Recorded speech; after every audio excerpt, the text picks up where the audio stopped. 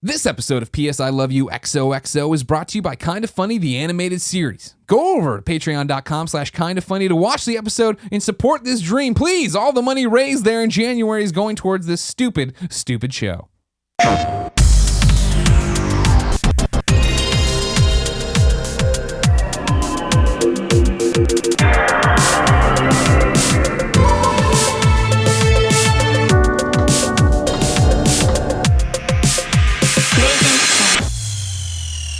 What's up, everybody? Welcome to PS I Love You XOXO, episode 19. I am one of your hosts, Greg Miller, alongside he only does everything, Colin Moriarty. It's so fucking bright in here. You think it's just lower? Is that the problem?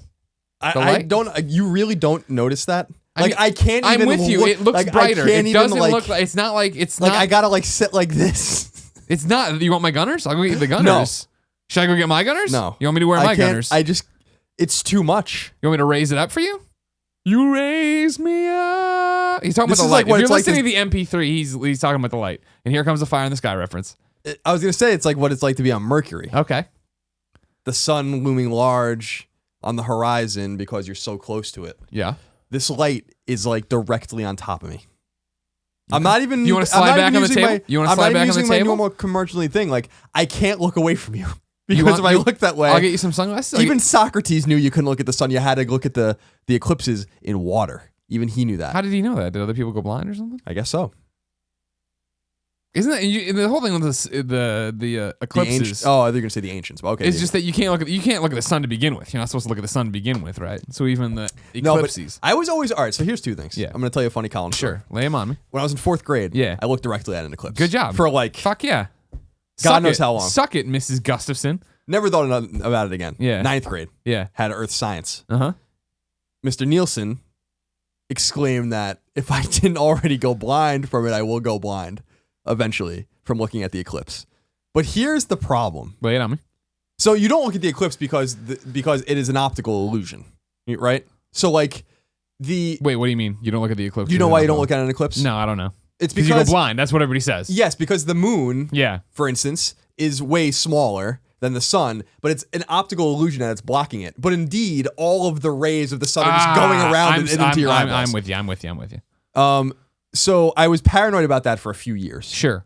You were just waiting for it to happen. Yeah, like you're like Ralphie in A Christmas Story. Any second you're gonna go blind. So there's that funny story, but then there's the story of when you're driving or you're like just around. And you know, I drive cars, so when you're driving a giant bus, if that, cranking the wheel to get around the corner. You know when the sun's setting and you can look directly at it and it doesn't hurt your eyes? Sure.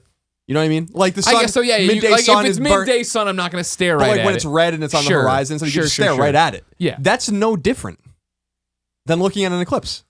Oh, okay. So like I don't. So did you ever go back and tell the teacher to stuff it up his ass? No, because who knows? Maybe he's right. I mean, this happened in 1993.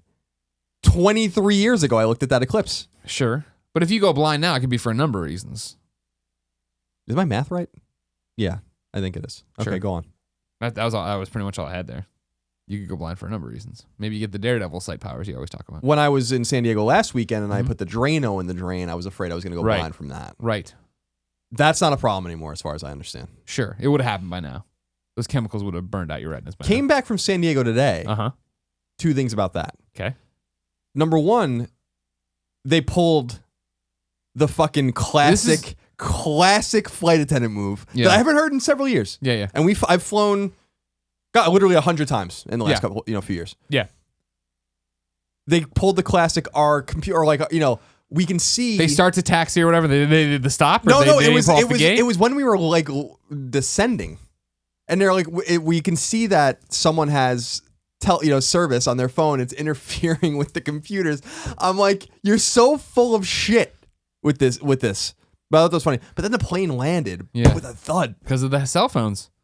This is what you get. You cut corners. You try to save a buck. You didn't fly Virgin America. Look at it now. I actually didn't pay for the ticket. That's what you got. You got fucked. Southwest. You got straight fucked. What kind of cheap bastard is sending you on Southwest to fucking putting you in there like cattle? Why don't they just fucking ship you down here? It really is. It really is Lord of the Flies. Oh, it's terrible. The Hunger Games. I won't do it. It's really because of the terminal, especially the Terminal 1. Yeah. Which is SFO's Terminal 1. Fucking terrible. Worst. Mm-hmm. Just the absolute worst.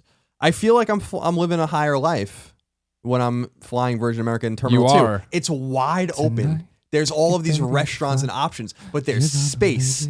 Dude, San Diego's terminal, whatever the fuck it was for Southwest, Also is bad? like fucking madness. Really bad? It's like Yeah. this small circle of like 8 gates. Oh, I know that one. I used to fly to that with IGN when we were doing Comic-Con and stuff, where you come up and you walk up and it's Oh like, my- there's yeah, like the bar and the escalators, yeah. pizza place and all that stuff and like 2 shops It's over here right by the insane. bathroom. I'm like, there's way too many people here. Yeah. I got to go back. I don't have to, but I'm going back on Thursday. Yeah. But I'm flying Virgin America. Yeah, yeah. Come on, right there. Getting my points. There you go. Little Sir disappoint- Richard Branson. little disappointed about something. What happened now? My points were I have my points, but my meter to become Elevate Silver Yeah, yeah. was reset. I know. I told you to get the credit card. It would have helped you. It would have given you the I bump. don't want the credit It also card. doesn't let your point. It never expires. Your Because status I'm- never expires. Because I'm a Bank of America Platinum card holder. Sure. In which I get 3% back Oh, on gas, which I don't buy. exactly. But 2% back Uh-huh. on groceries and 1% back on all purchases. Plus, when you redeem it as cash and put it directly into your account, you get like another 1.5%. Okay. You can't go wrong with that. Okay. That's free cash. Okay. But- You can never complain about your tickets anywhere though. Then you know what I mean? But Because you got to remember you've Didn't made the money back on the credit card. Is what I'm saying. There wasn't even a knock. Didn't you get silver status just because? Yeah. Well, That's fucking bullshit. You get no. You're wrong.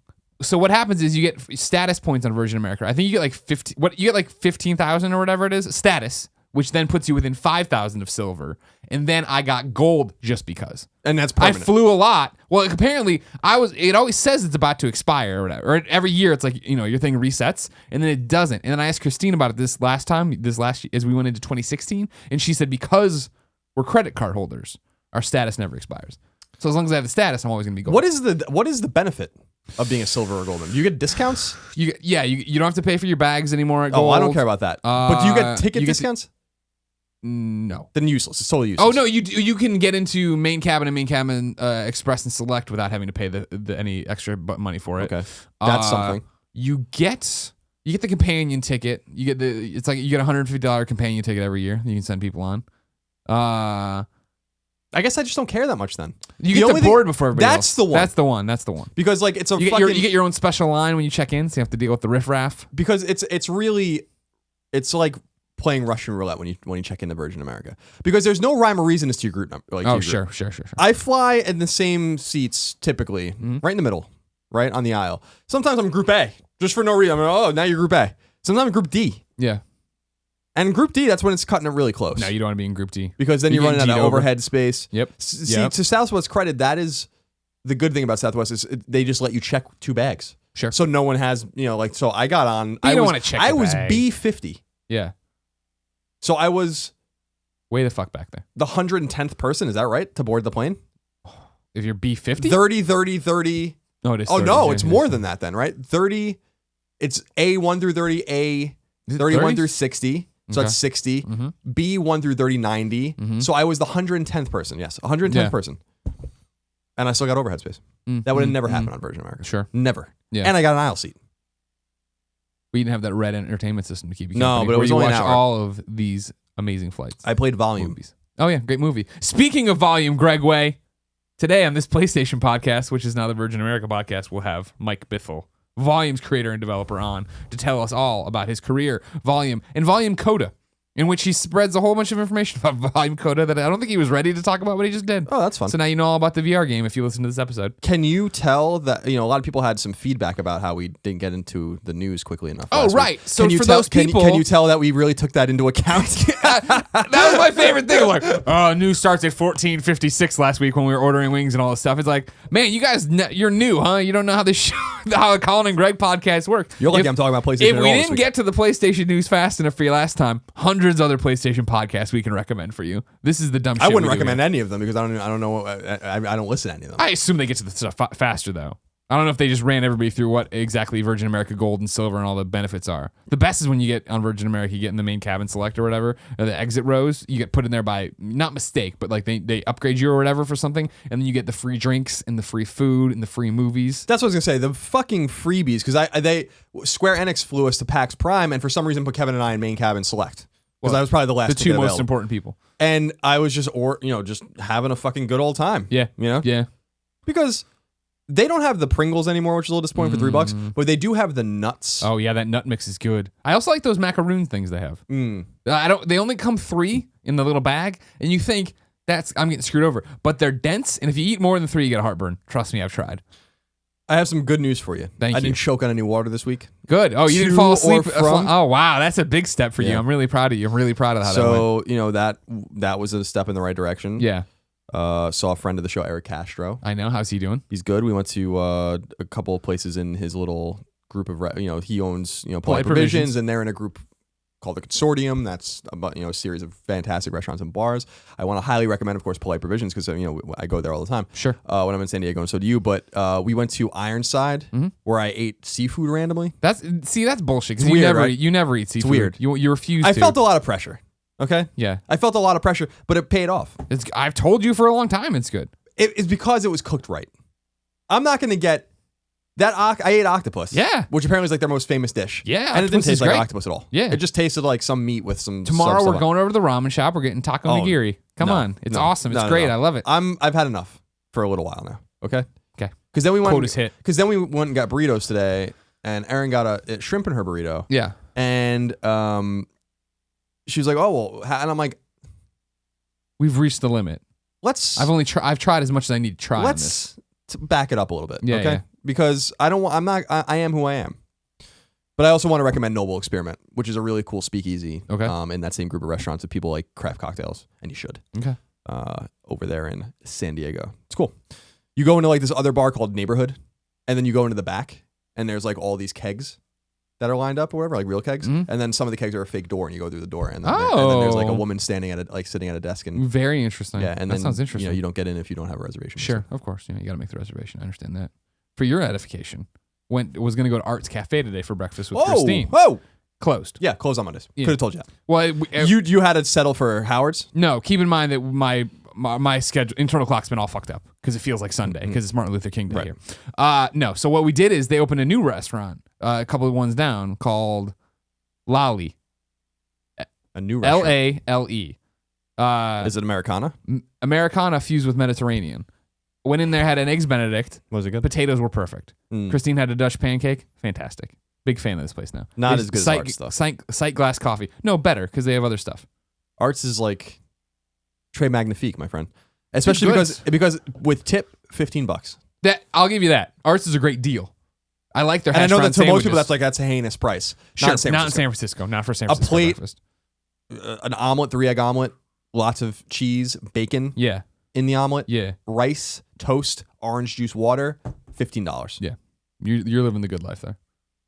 Technically, it's like $14.50, actually. Okay. Because I don't, they're only giving me, so I'm a good tipper, but they only give me the food. They take my order, they give me the food. They know me there. Arts is just the counter, yeah, and then they're right there. So I'm like, people. $2.50, maybe $3 if I'm feeling generous. Sure. But we're really not hustle. interacting. You didn't really hustle. They know me enough to know that I want the grape jelly, not the strawberry jelly. Mm-hmm. They know that I don't need a menu. Yeah. I appreciate all that. Yeah. I am a loyal patron of Arts Cafe, but, you got to kind of draw the line on tips sometimes when, the service isn't, it's not a place where you need the good service. So I'll try this other place, maybe. Sure. I'm saying next time Aaron's up here and around here and you want to go to a nice sit down place, lovely decor. That's the other thing I liked about this place. Cool, like things on the wall, this wooden archway thing they had built where it's all like up there and they got these lights that are wooden too. I was a big fan. It's a nice addition to the neighborhood is what I'm saying. If you didn't know, ladies and gentlemen, this is PS I Love You, XOXO. It is the PlayStation podcast of KindaFunny.com. It is the #1 PlayStation podcast on the internet. I'm willing to bet it's the #1 Virgin America /wing/breakfast place podcast on the internet too, unless Car Talk does that. What else can we talk about before we talk about PlayStation just to annoy people? I mean, none of it's to annoy. Well, it's to entertain. 95% of the audience is entertained. Yeah. But there's 5% who apparently have never listened to anything we've ever done. Sure. So they don't for understand literally how this goes. 8 years. Right. When was there a podcast beyond we ever started talking about PlayStation? Oof, no. There was the one where we literally started talking about the poop you just took. There's probably podcast beyonds that never even talked about PlayStation at all. Yeah. I believe that 100%. So no, it is a little bit too annoying. Yeah. But it's that's not. If you didn't know. Drinking my smart water. I know, I noticed that too. I don't like this water they're selling in San Diego. You don't come home with that Napa Farmers Market water. I don't like that. I like the Napa Farmers Market water. Yeah. SFO Terminal 2, what up? Also, go into the in motion thing and look for Matt. If Matt's there in the in motion, you know what I'm talking about? The one in SFO Terminal 2, the little thing with the headphones they sell you and all that stuff. Matt is a big kind of funny fan. Go in there and say hi from Greg and Colin. Peace, I love you, XOXO. Comes to you each and every Tuesday at 9 a.m. Rain or shine, come hell or high water. If you ever show up and it's not, here's where we're going to start covering our bases. If you ever show up and it's a Tuesday at 9 a.m. and it doesn't go live on kindoffunny.com, head over to twitch.tv/kindoffunnygames because we might be streaming it there. That was something we talked about with this. We're in this weird thing right now where last week's was recorded late on a Monday. We're recording this one late on a Monday. Eventually, the dam is going to break and that won't be possible. And when that isn't possible, we're going to I think we'll stream a show 9 a.m. twitch.tv/kindoffunnygames, then export the file from there and put it up to YouTube. If that ever comes to it, I'm just saying. These are the contingency plans in case something goes wrong. Colin, let's begin the show with what is and forever will be Roper's Report. Time for some singular possessive news. There are, I think, 9 items on the list this week. A baker's dozen. Before I go into that, though, I don't want to talk about PlayStation right now. What did Kevin do to the Game Over Greggy show this week? He uploaded the Game Over Greggy show with no sound? I have no idea. You don't know anything about this? Nope, no idea. I saw some kid today tweet me, no Game Over Greggy show. And he showed me the uploads.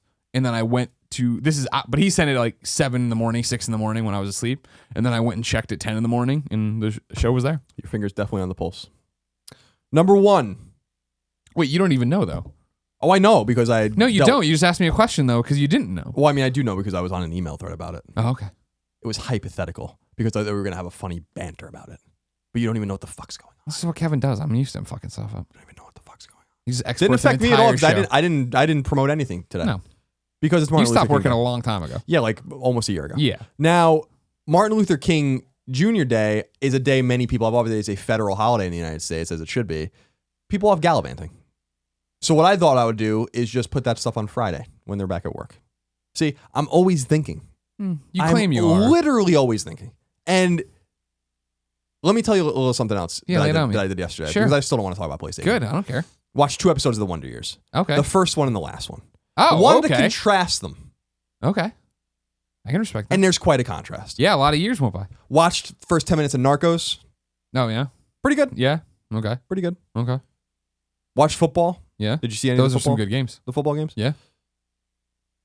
That Steelers game was especially good. Mm-hmm. Glad to see them lose since they never belonged in the playoffs. Oh, damn. Laying them out. Peyton coming back. Peyton not looking too hot. Peyton Oh, my God. What a precipitous decline that young man has suffered. It was a rough season. I wanted they're probably going to lose. All right, number 1. PlayStation 4 was the best-selling console in the United States for the all-important retail month of December 2015. It was also the best-selling console for the entirety of the calendar year 2015. This is according to MPD.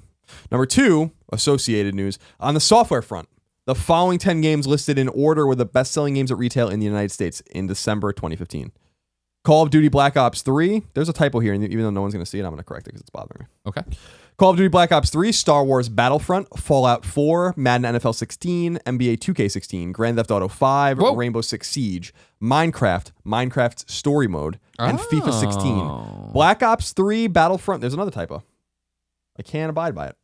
You can't let this go. No one's ever going to see this ever again. Yeah, I know. Black Ops 3, Battlefront, and Rainbow Six Siege sold best on Xbox One. Okay. Minecraft and Minecraft Story Mode sold best on Xbox 360. Are you surprised there's story mode in there? The other games sold best on PS4. No. Yeah. Would have never thought of it. Yeah. But not surprised that it appeared. Sure, exactly. The bigger thing is what was the because this doesn't count bundles. So what was the bundle effect specifically for Black Ops 3 and Battlefront, which both had PS4 bundles but sold better on Xbox One on an individual game basis. Rainbow Six Siege seems to be more of an Xbox game. Yeah. Interesting that it's still doing so well when I don't hear anyone talk about it. You know what I mean? Once in a while, I'll see Alfredo tweet that he's going to play it. But other than that, I never see people talking or doing anything with it. Also, Sid Schumann, Ryan Clements, where the fuck are the digital sales numbers for the PlayStation Network for December? Why are you hiding where Taco Master charted on the Vita games? Thank you. Started writing in an artisanal tweet. What about? Nothing. Number 3. Okay. Additionally, MPD released a list of the top 10 best-selling games of the entire calendar year for 2015. at retail in the United States. They are in order. Call of Duty Black Ops 3, Madden NFL 16, Fallout 4. I'm noticing a trend on how Star December Wars numbers Battlefront, went. Grand Theft Auto 5, NBA 2K16, Minecraft, Mortal Kombat X, FIFA 16, and Call of Duty Advanced Warfare. Oh, okay. Black Ops 3, Star Wars Battlefront, and Advanced Warfare all sold best on Xbox One. The other 7 games on the list sold best on PS4, save Minecraft, which sold best on Xbox 360. Mm-hmm. So no huge surprise there. In fact, not some great games on the list, but a boring list. Yeah. It looks just like December in the top half. Games I was surprised not to see. Well, not surprised, I guess it doesn't, but you would expect to see, like, it seemed like The Witcher sold like really well. Yeah, that is a great point. Is know. that like his digital sales? Could be. Yeah, you figure digital sales are so huge, especially when you talk about, with all due respect to the Witcher nerds out there, so many Witcher nerds being PC nerds. You know what I mean? PC nerds on there, they're downloading off Steam. They're not caring about PC that. nerds are freaking out right now because PC sales are down. I don't know if you saw that. I didn't see that. But is that counting graphics cards and drivers and... I'm going to be honest with you, I don't care. Really? Yeah. Okay. That's one way to play it if you want to. Just not to care at all, I guess. That's fine. Number 4, a dump of new information surrounding The Division, Ubisoft's upcoming third-person shooter RPG, has been released.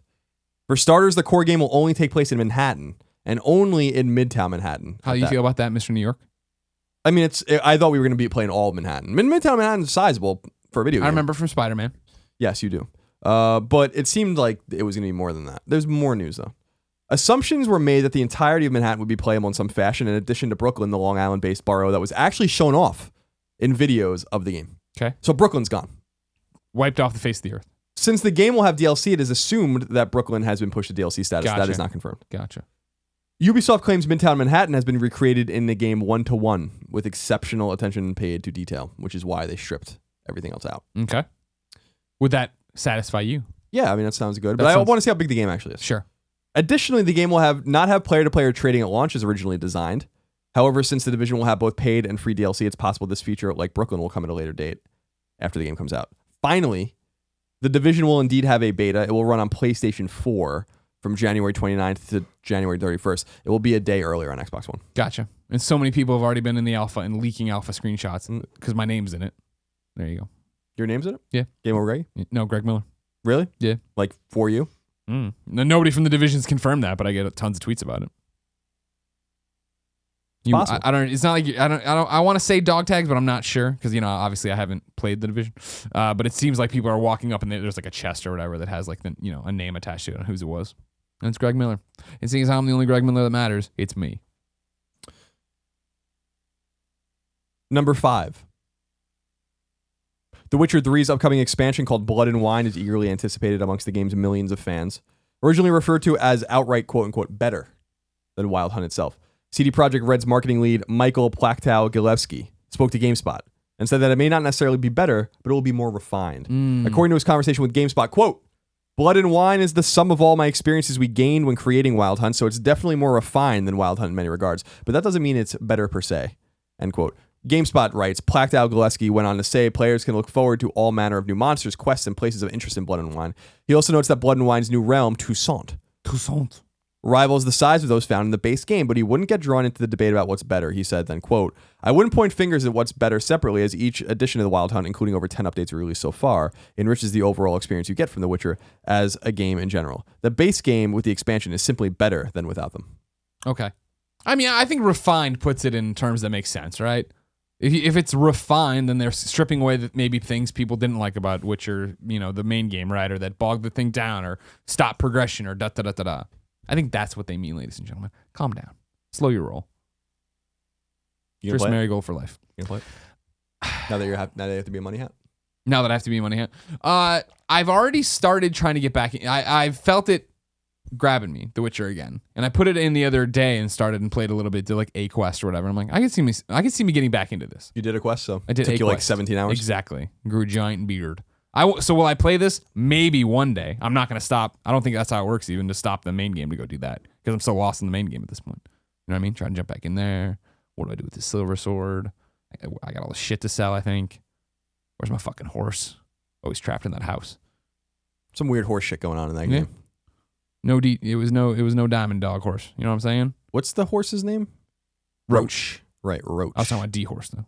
D-Horse is a piece of shit. Fuck you. D-Horse is just awful. D-Horse was better than Roach. Oh. Yeah, you don't even know what you're talking. You barely got to play with D-Horse. You know what you're talking I about. play with D-Horse. Did you level I it up? gave D-Horse the D-Horse. Yeah. We compared and contrasted. Not much of a difference, believe it or not. Now I'm confused. Like your between my Event Snake? Horizon Oh, okay. and a horse's dick. Sure. Number 6. Dragon Quest XI is well underway at Square Enix's Dragon Quest 30th Anniversary Project presentation in Japan. Great name, Square. Gamatsu reports that the series creator Yuji Horii, my dude, noted that the story is almost finished and that the first portion of the game is indeed playable. But as it's a Dragon Quest game, it's going to be gigantic, and they need more time. He expressed hope that it will launch in the 30th anniversary year of the franchise, which runs between late May 2016 through late May 2017. That's for Japan. It's not even confirmed that it will ever come out here. I think it will. Why? Because we got fucking Dragon Quest Heroes. That's why. You played it. Dragon Quest XI is a PS4 console exclusive, but is also under development for Nintendo 3DS, the Nintendo 3DS handheld. I have no idea how those games are going to compare and contrast. Not well. It will be quite different, I imagine. I hope so. Number 7. In case you haven't turned on your PlayStation 4 in a while, you'll need to update it. Firmware 3.15 went out nearly a week ago, and it is a mandatory update that improves system performance. If you haven't already downloaded it, you may want to do so now, so as to not interrupt your gameplay experience. I love system performance updates. Me too. I always notice the difference. Yep. More stable. Number 8. The funniest news of the week. If you have PlayStation Plus, Sony has been gracious enough to extend your PS Plus subscription for free by a whole day because of the recent extended PSN outage. You will need to redeem a code sent to you by the end of March to receive the free day, which will be added onto the end of whatever your original PS Plus end date was. Thanks, Sony. Just don't even bother. Don't give us anything. If you're giving me a day, don't give me anything. It's not bad. You lost a day, here's a day. Fuck you. But I love the fact you have to redeem the code. It seems like they should be able just to push an update that like bumps everyone's subscription a day, right? Instead, you have to go through and enter whatever it is, a 12-digit code to make it work. You're like, oh, all right. It's ridiculous. Well, I don't even give a shit. I don't care that much about the day to go do that. Number 9. Odin Sphere's remake on PlayStation 2, PlayStation 4, PlayStation 3, and PlayStation Vita will come out on June 7th. Dragon Quest Heroes 2, The Twin Kings and the Prophecy of the End will launch on PlayStation 4, PlayStation 3, and PlayStation Vita on May 27th in Japan. Its Western release date isn't yet clear. By the way, this is our roundup news story. I hear you. Oxenfree, the brand new, much spoken about adventure game, is officially coming to PlayStation 4. It was originally an Xbox One and PC exclusive. Its release date is unknown. I've played it. Have you fucked around with it at all? No. Have you even looked at it? I know. Do you know what about it? Yeah. Okay. But it's not for me. Really? Yeah, it's just and there's other things I want to play right now. Well, sure. Yeah, I mean, right now. When it comes to PS4, I probably won't play it. Okay. Although I could have sworn it's all right. It's all right? I don't think it was great. So many people. I mean, it's like before. I thought I was crazy. I thought I was in crazy town, Colin, because before it launched, got my review code. Some of my friends got their review codes. They played it before I did, and they were all telling me if this had come out now, it would have been in the running for Game of the Year. And I was like, holy shit. That sounds awesome. Sat down. Some nerds said that though, right? Some fucking big fat nerds. All these fat nerds running around doing it. Fat nerds like me. Anyway, sat down, played it. Didn't blow my hair back. Totally, it was expectations were up here. I went in lower than that, and I was like, damn it, maybe. And then I'm like, am I crazy? And then GameSpot and IGN and all the reviews started coming out. And they're all giving it like low 8s. I was like, okay, I'm back on track. It's not me that's wrong. It's not the kids. crazy. It's the kids that are wrong. Let's see. Although I could have sworn it was announced some 2 years ago, Rocket Birds 2 Evolution has been officially re-revealed and will be coming to PlayStation 4 and PlayStation Vita at an undetermined time. Puzzle adventure game Tokitori 2 Plus will be coming to PlayStation 4 on February 23rd. Dying Light's Enhanced Edition has gone gold. It's full of some new tweaks and additions and will launch on February 9th. Are you excited? That is it for the news. Well, I want the DLC. Right. Oh, right. I already have. I'm not going to buy it. Yeah. That's not tied into the DLC, is it? Well, the DLC will come with it, or you can buy it individually. Are you going to play the DLC for Dying Light? I think so. Dying Light's a game I got to get back to. Yeah, I was going to say. And how when you get back, I just don't have time. I'm not here anymore. Are you going to restart it? You think? Or are you going to? No, probably not. I'm really quite deep into the game, okay. So I don't think that. I was just checking out, brother. Tell me now. All right. That's the Dying Light DLC sounds pretty cool, Colin, but it's so far away. If I wanted to know what came to stores, mom and grop shops, and digital networks everywhere, where would I go? The official list of upcoming PlayStation software on PlayStation 4, PlayStation Vita, PlayStation 3, sometimes PSP, by the Kinda Funny co-founders. This is a dense week. Really? And so hopefully we have some good reads here. Sexy. You ready? Ryan Clement's joint? Presumably, if he does his job. He did do his job this week. It's amazing. 5-Star Wrestling Regenesis comes to PlayStation 4. No. Digitally. Shit. Oh, I'm excited. 5-Star Wrestling Regenesis is a game built on true ring psychology with heel and face mechanics, a revolutionary limb damage system, and rivalries that impact gameplay. Featuring a 40-hour campaign with 128 challenges, over 400 objectives, and more moves per wrestler than any other game. Now, here's the thing about this. They'd done the 5-Star Wrestling on PS3. They talked to us a long time ago. Yeah, we were like the first people to ever really talk to them. And I've played it. From an outlet. Rough around the edges game. But what they've always tried to do is they are trying, whenever he's like, oh, why doesn't WWE just make No Mercy again? They're trying to do that. Where there's like, here's the grapple, here's strong grapple, light grapple, hard strike, light strike kind of thing. It's fun. I can't speak to this thing. Like I said, rough around the edges for sure, but I'm going to check this one out. I'll tell you right now. A Boy and His Blob comes out on PS4 digitally and will come to PS Vita on the 21st. Fuck so yeah, Vita. Thursday, I think. Yeah. A Boy and His Blob makes its triumphant return as the boy you feed Blob jelly beans and watch him transform into cool and useful objects to solve puzzles and escape danger. Thank you, A Boy and His Blob. Can't wait to play that one. Altair, Esha, and Logi Plus Alchemist of the Dusk Sky comes to Vita digitally. Okay. An improved Esha and Logi comes to PS Vita. The second release in the Dusk series features 2 main characters, a new mixing system, and a 6-character battle system. Great write-up. Attractio comes to PS4 digitally. Change gravity and solve deadly puzzles in this addictive first-person puzzle platform video game. Don't mind if I do. Can people write these things better, please? Please sell your game. Who is the one who wrote into you? Banner Apologized? Saga, and they were like, "You're right," and I'm like, "Yeah, I'm not trying to beat up on you. You have a great game. Sell it. Here's what you need to do: is keep beating this drum, and then you ghostwrite him. You do some copywriting. I should do that. You say, send me this, and then I'll rework it. I'll massage it for you. Like so far, 5-Star Wrestling is the only one that's like good. Okay. Because it like describes the game. It gave me a lot to know. Well, I know about the jelly beans in the blob. Yeah, but you can do more. Holy shit. My mind just got blown. Do you think the blob is the ghost of Ronald Reagan? No. Baseball Riot comes to PlayStation 4 and PlayStation Vita. Digitally, and it's cross-buy. Baseball Riot is a fun, physics-based puzzle game packed with slapstick comedy and mayhem. Take control of retired star batter Gabe Capraccio as he goes on a crusade to free his former team from the grasp of Explodes Inc. That's not bad. Not terrible. Croiler Sigma comes to PS4 digitally. Wielding magic blades, 4 girls fight back successive waves of monsters in this exhilarating hack-and-slash action game. There are various battle styles, and you can mix and match 4 weapons to form your own playstyle. You had a good start there. Fell off at the end. Dark Cloud 2 comes to PS4 digitally, the PS2 game. Build your world, invent your weapons, create your adventure, discover a secret binding the past, present, and future. A secret where an innocent inventor, a temporal warrior, and an ageless evil hold the key. I remember buying that game for some reason, like really well. I remember buying Dark Cloud 1. I never bought Dark Cloud 2. The Deadly Tower of Monsters comes to PS4 digitally. Okay. Green screen, lasers, and a tower full of deadly monsters. When Dick Starspeed crash lands his rocket on the planet of Gravoria, he'll have to fight through dinosaurs, nuclear ants, and other skilled costumed stuntmen to make it up to the Deadly Tower of Monsters. Damn. How's that one sound to you? Interesting. I don't know what it is. Well, yeah, what kind of fucking game is that? What kind of game is that? Inside My Radio comes to PS4 digitally. Can you beat the beat? Journey as a green LED mysteriously trapped inside a dying boombox and play the ultimate musical experience in this rhythmic platform adventure where every action needs to be on right on the beat. Sorry about that. Bring electro, dub, and disco music back to life. Okay, that's not terrible. That was a good one. I know what I'm getting into with that one.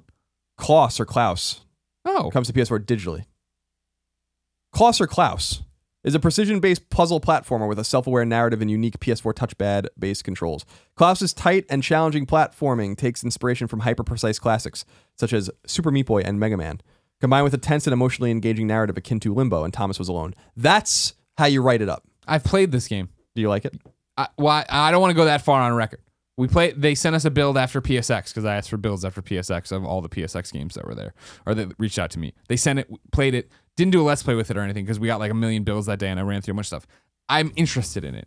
What I played in the beginning seemed very interesting. The platforming was there from what they're talking about. You know what I mean? There's definitely a feel, definitely a style to it. Did not play enough to give you a thumbs up or thumbs down on it, but I'm interested in it. And they're not afraid to share the game, which is always a good sign. Sure. Life is Strange comes to PS4 retail. Mm-hmm. You are Max, a photography senior who saves her old friend Chloe by discovering she can rewind time.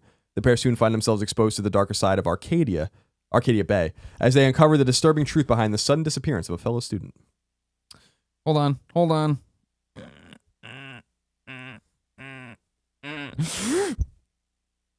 Johnny Epps writes into kindafunny.com/PSQ just like you can and says, "Hey, Greg and Colin. Hello. My New Year's resolution is to become more active in the Kinda Funny forum starting right now. I figure you must be sick of VR questions by now between PSX and CES, so let me mix it up.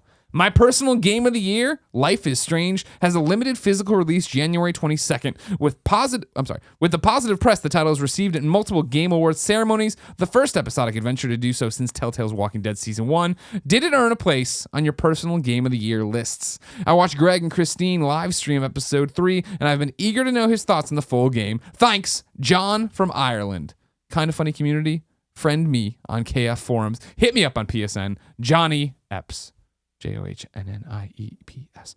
Colin, have you played any Life is Strange? No. Then I'll take it from here. I, over the break, played through Life is Strange, and if you watch the Gamescast, you know that for my top 10 games of the year, it got an honorable mention because I didn't have time to marinate on it. Loved the experience, loved the game, super stoked that it's now getting another like jolt of people talking about it because it's coming out of this. But I do feel like I missed the boat on being able to talk about this earlier. You know what I mean? It's one of those games that if I had been playing it while it was happening, I would have been telling more people to go play. So if you're watching this and you care about, if you're at all interested in Life is Strange, go play Life is Strange. Great story, cool gameplay.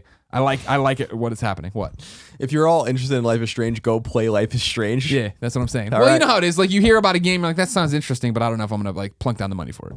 So it's one of those things where people tell me to go see a movie, but they really tell me to go see it. Yes, exactly. I'm telling you, person who cares about it, to go see it if you're at all a little bit tiny interested. And if you've already beaten Life is Strange, exciting news that tomorrow, director of Life is Strange coming here to Kinda Funny to do a one-on-one podcast with me, Spoilercast. Talk about it, where it came to be, how it came to be, what When it's is all that? about. Tomorrow. Oh, that's fun. Doing it. And Tuesday afternoon we'll record it. It'll go up sometime. Usually I'm up on everything we're doing, so it's surprising. Really? You're not? Nah. It's the opposite, actually. Usually it's totally not that. Here's what I'm also stoked about it, though. They're putting out this limited edition, this disc version. No touching. I'm really, maybe they'll put another platinum trophy in the mix. That would be nice. That'd be nice. Soupy sales, you know what I'm saying? Soupy sales? Soupy sales, you know what I'm saying? That's your second Soupy sales reference. I love Soupy sales. What up, Soupy? All right. Let's see. We're not even close to being done. Oddworld New and Tasty comes to PS Vita digitally. Which over on Twitter has earned a limited physical release as well. Oh, okay, great. They were doing one of those things of like, if we can get this many retweets, and they got that many retweets. Explore ancient ruins, dodge carnivorous beasts, and avoid trigger-happy hunting parties is Abe, the original Oddworld hero in this lovingly recrafted take on PlayStation Classic, Abe's Odyssey.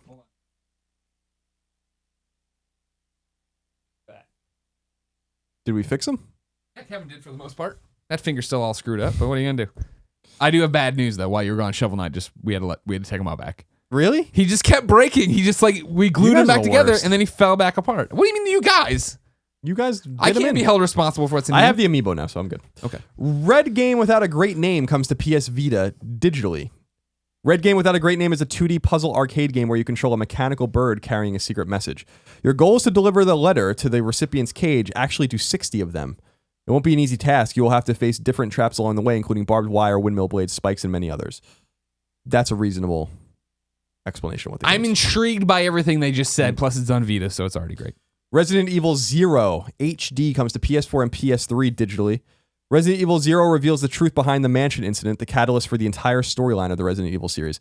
This remastered version takes the story and gameplay of the original and adds stunning HD graphics, 5.1 channel surround sound, and modern controls. I love Resident Evil 0. I fucking love it. And I used to get really mad back on GameCube when people didn't. There's revisionist history about this game. There's so much revisionist history. So many people hated Majora's Mask. I always loved it. Everyone loves Majora's Mask now. Everyone hated Wind Waker. Now everyone loves Wind Waker. Everyone hated Resident Evil 0. Now everyone loves Resident Evil 0. Here's my thing, mate. Give me a fucking break I think with you this. just you hung out with a bad crowd. These Game Fact kids, they were on there. They just hated everything. Remember Zelda? Yeah, I do remember that. The game's Everyone- too fucking pretty. We don't want to play it. It's Everyone way who too pretty. piled into my room in college to watch me play that game didn't bitch about it. It's God, just I people just on the feel like- internet. You have to let it go, Colin. I understand back then you didn't know that people on the internet are mad about everything, but they don't mean any I of it. didn't Now realize that back you then. know. Now you know everyone on the internet who's mad about anything is full of shit. Resident Evil 0 came out 13 years ago. That makes me feel so We're very old. We're very old. God, I remember buying that too. Because I remember buying Resident Evil 2 and 3. Well, Remake came out the fall before, I think. And then Resident Evil 2 and 3, they just put on GameCube discs as is and released them. I remember buying those. I remember pre-ordering them for some reason. You wanted to get it. Resident Evil Origins Collection comes to PS4 retail. Return to the series Origins, discover the truth behind what led to the horrors at the mansion in Resident Evil and this fan favorite and popular prequel title to the series. Stardust Vanguards comes to PS4 digitally. This looks like my kind of game. Shoot and slice your rivals as you summon your own personal NPC army for backup. The game's random event system makes each battle unique as computer-controlled space pirates try to win battles for themselves. Stardust Vanguard brings arcade action, a dash of strategy, and tons of bullets to competitive couch multiplayer fans. Multiplayer. That's too competitive couch, though. And Tachyon Project. Tachyon. How do you think you say that? Tachyon.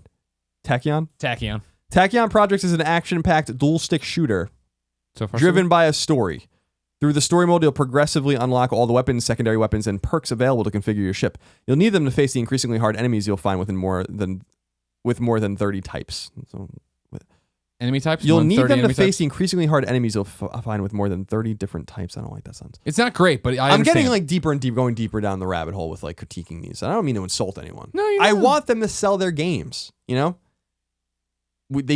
Someone needs to emphasize to them, like we emphasize to the Banner Saga guys, like people read this shit and it's going to matter. Here's what I want everybody to do. Somebody who's listening to this right now works at PlayStation. You walk over to Dan Shue's team, your Adam Boyce's, your Gio Corsi's, right? Tell them that Colin Moriarty will freelance copy, edit, ghostwrite. So the PlayStation people get the description, send it to Colin. He sends it back to them. They publish it on the blog. You get profit. I'll do it. $100 a write-up. Wow. Okay. Mm-hmm. But I mean, that's there's like 2 sentences there. The artisanal write-up. I like how your artisanal tweet that you crafted during this show was about this show and about the off-topicness of the 20 minutes. That's about as artisanal as it gets. That's right there. That's now, local. do you say artisanal or artisanal? I say artisanal. I think when me and Eric joke around and we say artisanal though, because that sounds more pretentious. Where did the artisanal tweet come from? I believe was it Kentucky? Yeah. Oh yeah. Okay. I could have sworn I yelled that at Eric at some point when he was doing something, because we were making fun of everybody else about artisanal everything and the whisper. The whisper. Oh, I'll tell you what. While you were gone, where'd you go? I was watching. I went to a bunch of places, but I was watching TV and they had worst chefs in America on or whatever, and Tyler Florence was on there, and guess what? Tyler Florence could walk into the room right now and walk out. I would have no idea what he looks like. Really? Dude, Tyler Florence. Because I was watching him like, oh, he's with the bleach blonde hair lady. And then she was talking, and then they went back, and then it popped up. I was like, oh, shit. Paula Deen? No, like the rock star chef lady. She's a bit bigger. She's got bleach blonde hair. No idea. She's on worst chefs in America. I mean, I don't. You watch Food Network. Don't act like you. I really don't anymore. Shows. But you 1997 to 2010, I was pretty fucking up on Food Network. I watched a lot of Food Network. Yeah. Because I was really obsessed with, there's a few shows I'm really obsessed with, but Good Eats was like, Alton Brown. Fucking rad show. I love Alton Brown. You know Alton Brown? I know Alton Brown. But do you know him? Yeah. And then I know him enough to know Iron Chef, of course, the original Iron Chef. Yeah. Remember when Bobby Flay went over to Japan to do it, that. and he stood on the cutting board and offended the shit out of everyone? Yeah. Fuck him. And then he lost. Then he went back and won. Yeah. Then he showed up on Entourage and fucked Ari's wife. It was great. See, here's the problem. Yeah, lay it on me. About Iron Chef. Yeah. Is that it was awesome when they just didn't Americanize it. Okay. And I used to watch I remember it was on, I mean, it was always on, but I remember I worked at a deli in high school, and I'd have to get up at like fucking 6 or 7 in the morning to like go to work on Sunday to slice the cheese to make egg sandwiches. I worked like 7 to 5 or something, like some absurd fucking. And I used to just stay up and watch like Iron Chef because I fucking loved it, because there was like a bunch of them on that night. Oh, what a show! Wait, so you went home at 5 and then stayed up to? No. Before I went in the morning, Saturday night. That's not what you said. Oh, okay. Worked 7 to 5 Sunday. So you're saying you came home Saturday nights? Correct. Gotcha. Correct. That seems. Why didn't you get some sleep? You could have cut off your finger. Ever seen The Wrestler? I used to sleep weird hours. There were times I used to have hockey practice at like literally 5:30 in the morning sometimes. So I would literally just stay up, go play hockey, and then go do about my business, and then go to bed. Sometimes I would. I remember I had my AP English teacher told me that I was weird because sometimes I would go to sleep after school and then just get up and then. Oh, okay, and then just live your life. Yeah. I had a weird. Well, shockingly, I was gonna say, thank God it didn't. You got out of it, and now you're a totally normal person. My sleep schedule's all wonked out again, though. I know. What time did you go to bed today? 8 in the morning. And now we're recording this show at 10:36 in the evening. All right, that's it for the games, my friend. Time for topic of the show. Tots. Ladies and gentlemen, It's time for an interview with the one and only Mike Bithell. You know Mike Bithell, of course, is the developer of Thomas Was Alone. He did Volume, and he's going to talk about Volume Coda today. His PlayStation VR. It turns out expansion. I like a good Coda. Yeah. Mm-hmm. Guess how much this Coda is going to cost you? $9.99. Nothing. It's a free expansion. As far as I understand, Volume. it's going to be Well, this interview is going to solve all that, tell you how many levels in it, and also talk about how Mike Bithell became Mike Bithell. Let's go to it. As I live and breathe, Mike Bithell. Hello. Hello. How you doing? I'm great. How are you? I'm good. I'm excited to be joining you. It's very exciting. So now that Volume is out on Vita, I'm assuming you just sit at home and drink all day and eat Cheetos and hang out. I mean, I did beforehand. That's why it took so long, you know. No, congratulations. Congratulations on it's getting great. out. It's cool. Yeah, I mean, it's obviously took longer than we originally hoped. Yeah. But yeah, no, it's cool. It's cool. It's nice to have it out there, and it's nice that people are like digging it and stuff, which is always kind of a nice surprise, because obviously I hate everything. Oh, no. So it's nice when it gets out there. No, it's cool. It's cool. It's my curse. Well, I'm sure you're the same stuff. No, I love all my stuff. I put out my stuff, and I'm like, why didn't this get more views? This is an amazing. This Steve Gaynor interview is amazing. It took me forever, and nobody cares. Great. You're all hacks. I'm like Van Gogh. I'll be appreciated after my death. You're not understood by your contemporaries. You understand? Yeah, you get it. See, that's one of those things. You're Da Vinci. We're chilling out doing the same thing at the same time. I'm barely Raphael. Exactly. There you go. So, what is it like right now to be done with Volume? Because you'd been working on it for how long were you working on it? Volume was, so I quit my day job in 2013, like the start of 2013, because I made Thomas Was Alone the year before. And it took a little while for that one to kind of get going and find people. And then, I just kind of quit my job. I basically had a year's salary in the bank, and I was like, okay, I can be brave. I have a year's salary in the bank. This is the point where I'm gonna. This is where I'm gonna have the nerve. So and split off and started a company, and then so from there up to this point really. But it's still not over. We're doing all the VR stuff and everything now. But it's been a long road. It was a big project, but it's nice. It's a weird feeling when you finish something. It's like finishing school, right? Like Sure. You're excited to be moving on to the next thing, but at the same time, you miss the old team and you miss the process you were going through before. So it's bittersweet. So right now, I mean, are you already thinking of the next one? I feel like game development is always like, oh, cool, you put years of your life into this thing. That's great. Yeah, What's your next project? Are you in pre-production? What's that staff look like? There's this brief 3 days, like I always do it, where I'm because before Thomas I worked on a bunch of different games and stuff, and there's always this kind of period when you finish a game, you're like, right, I'm taking a month off, I'm gonna just chill. And then about 2 days in, you're like, oh no, that's a really good idea, I want to do that. Yeah. You start drawing on documents and your little napkins. Yeah, exactly. Like making little prototypes and stuff. So yeah, we've got a bunch of things we're kind of fiddling with now. A couple of smaller things. Like there's one specific little prototype I kind of started fiddling with while Volume was just kind of finishing up. I think that might see the light of day. And then there's much bigger things, which are more kind of the we'll have a conversation in a couple of years about them kind of projects. But I'm excited about those conversations. It's good. There's lots of exciting kind of different scales of things, and I think Volume's definitely opened some doors, which is nice. So I guess that is it too early? I mean, it's this weird thing, right? Of there's been the window, right, where Volume came out on PlayStation 4 or on PC. It was out there, you could play it, and then there was the run up to Vita. What have the reactions been like? When it came out on PlayStation 4, was it a bigger pop, or were people waiting for Vita, or how does that all shake out for you in terms of the timeline? Yeah, it had quite a nice launch. It got lots of coverage, got lots of noise, which is as an indie, that's what you're hoping for, right? Like any noise, like any visibility, and people were very kind, and I got lots of kind of coverage and stuff, which is great. And then it's rolled, it's done its thing on PC pretty well. PS4, we immediately saw that audience getting really into. I think maybe because if for me it feels more like a console game in terms of it feels. Oh, it means it feels good. It feels like a fun experience. Don't trap me in saying something I'll get told off on the internet. No, don't worry. I'll take it for you. Your words, your exactly. words. But no, I think I feel and thank you for the compliment, by the way.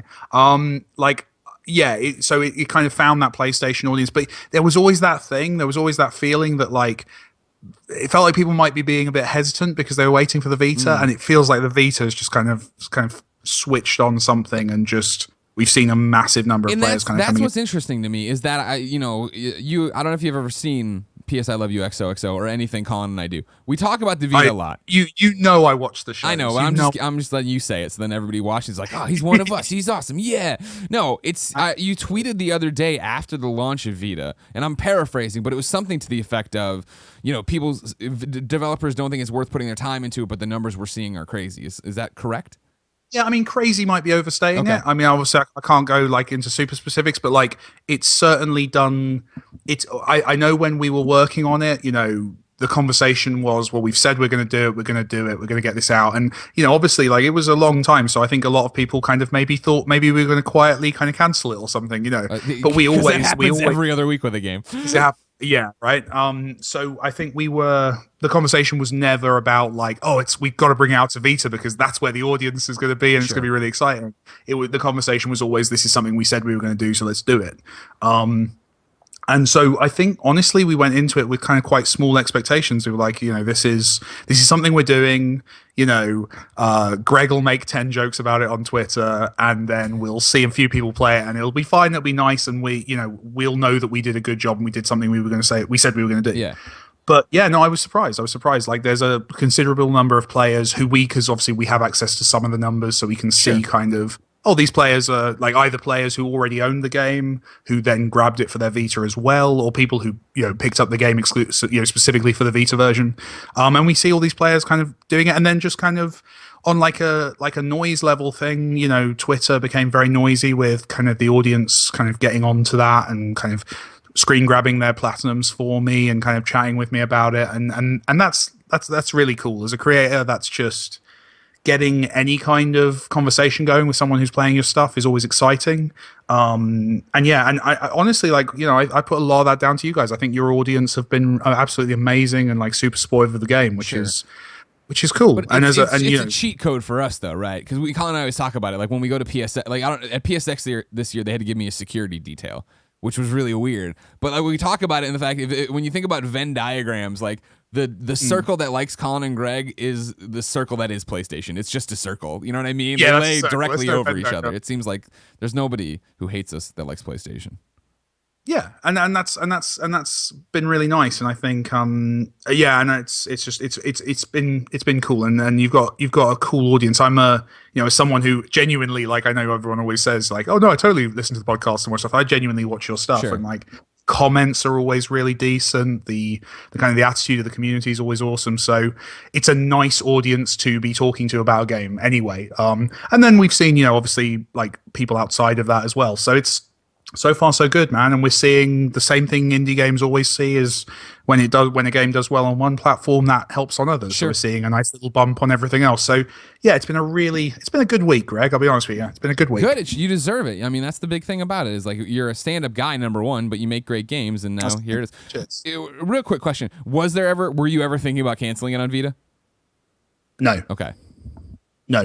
I don't think. I mean, I'm definitely never going to comment on anyone else. But like, no, if I say I'm making a game for somewhere, then if I don't, there's a very good reason. I think the only time it even crossed my mind as like maybe this isn't a good idea was we obviously it took a while, and one of the reasons it took a while was we had some technical challenges, like specifically getting the frame rate to a level that I was comfortable with, that I was like, no, this is actually playing okay. This feels good.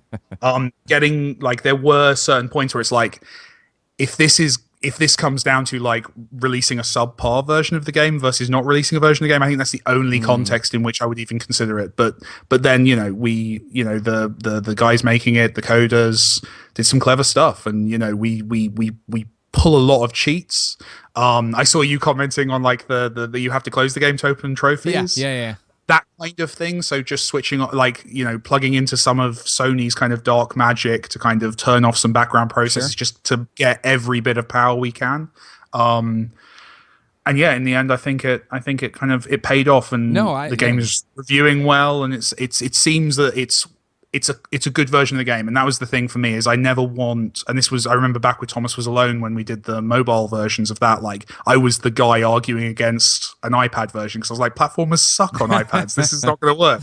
And I'm always the one who needs convincing because I don't want a bad version of one of my games out there. Or at least, let me put it a different way. I don't want a version that's worse than the other versions. Yeah, you don't want one there, that's up to your standard. That makes sense.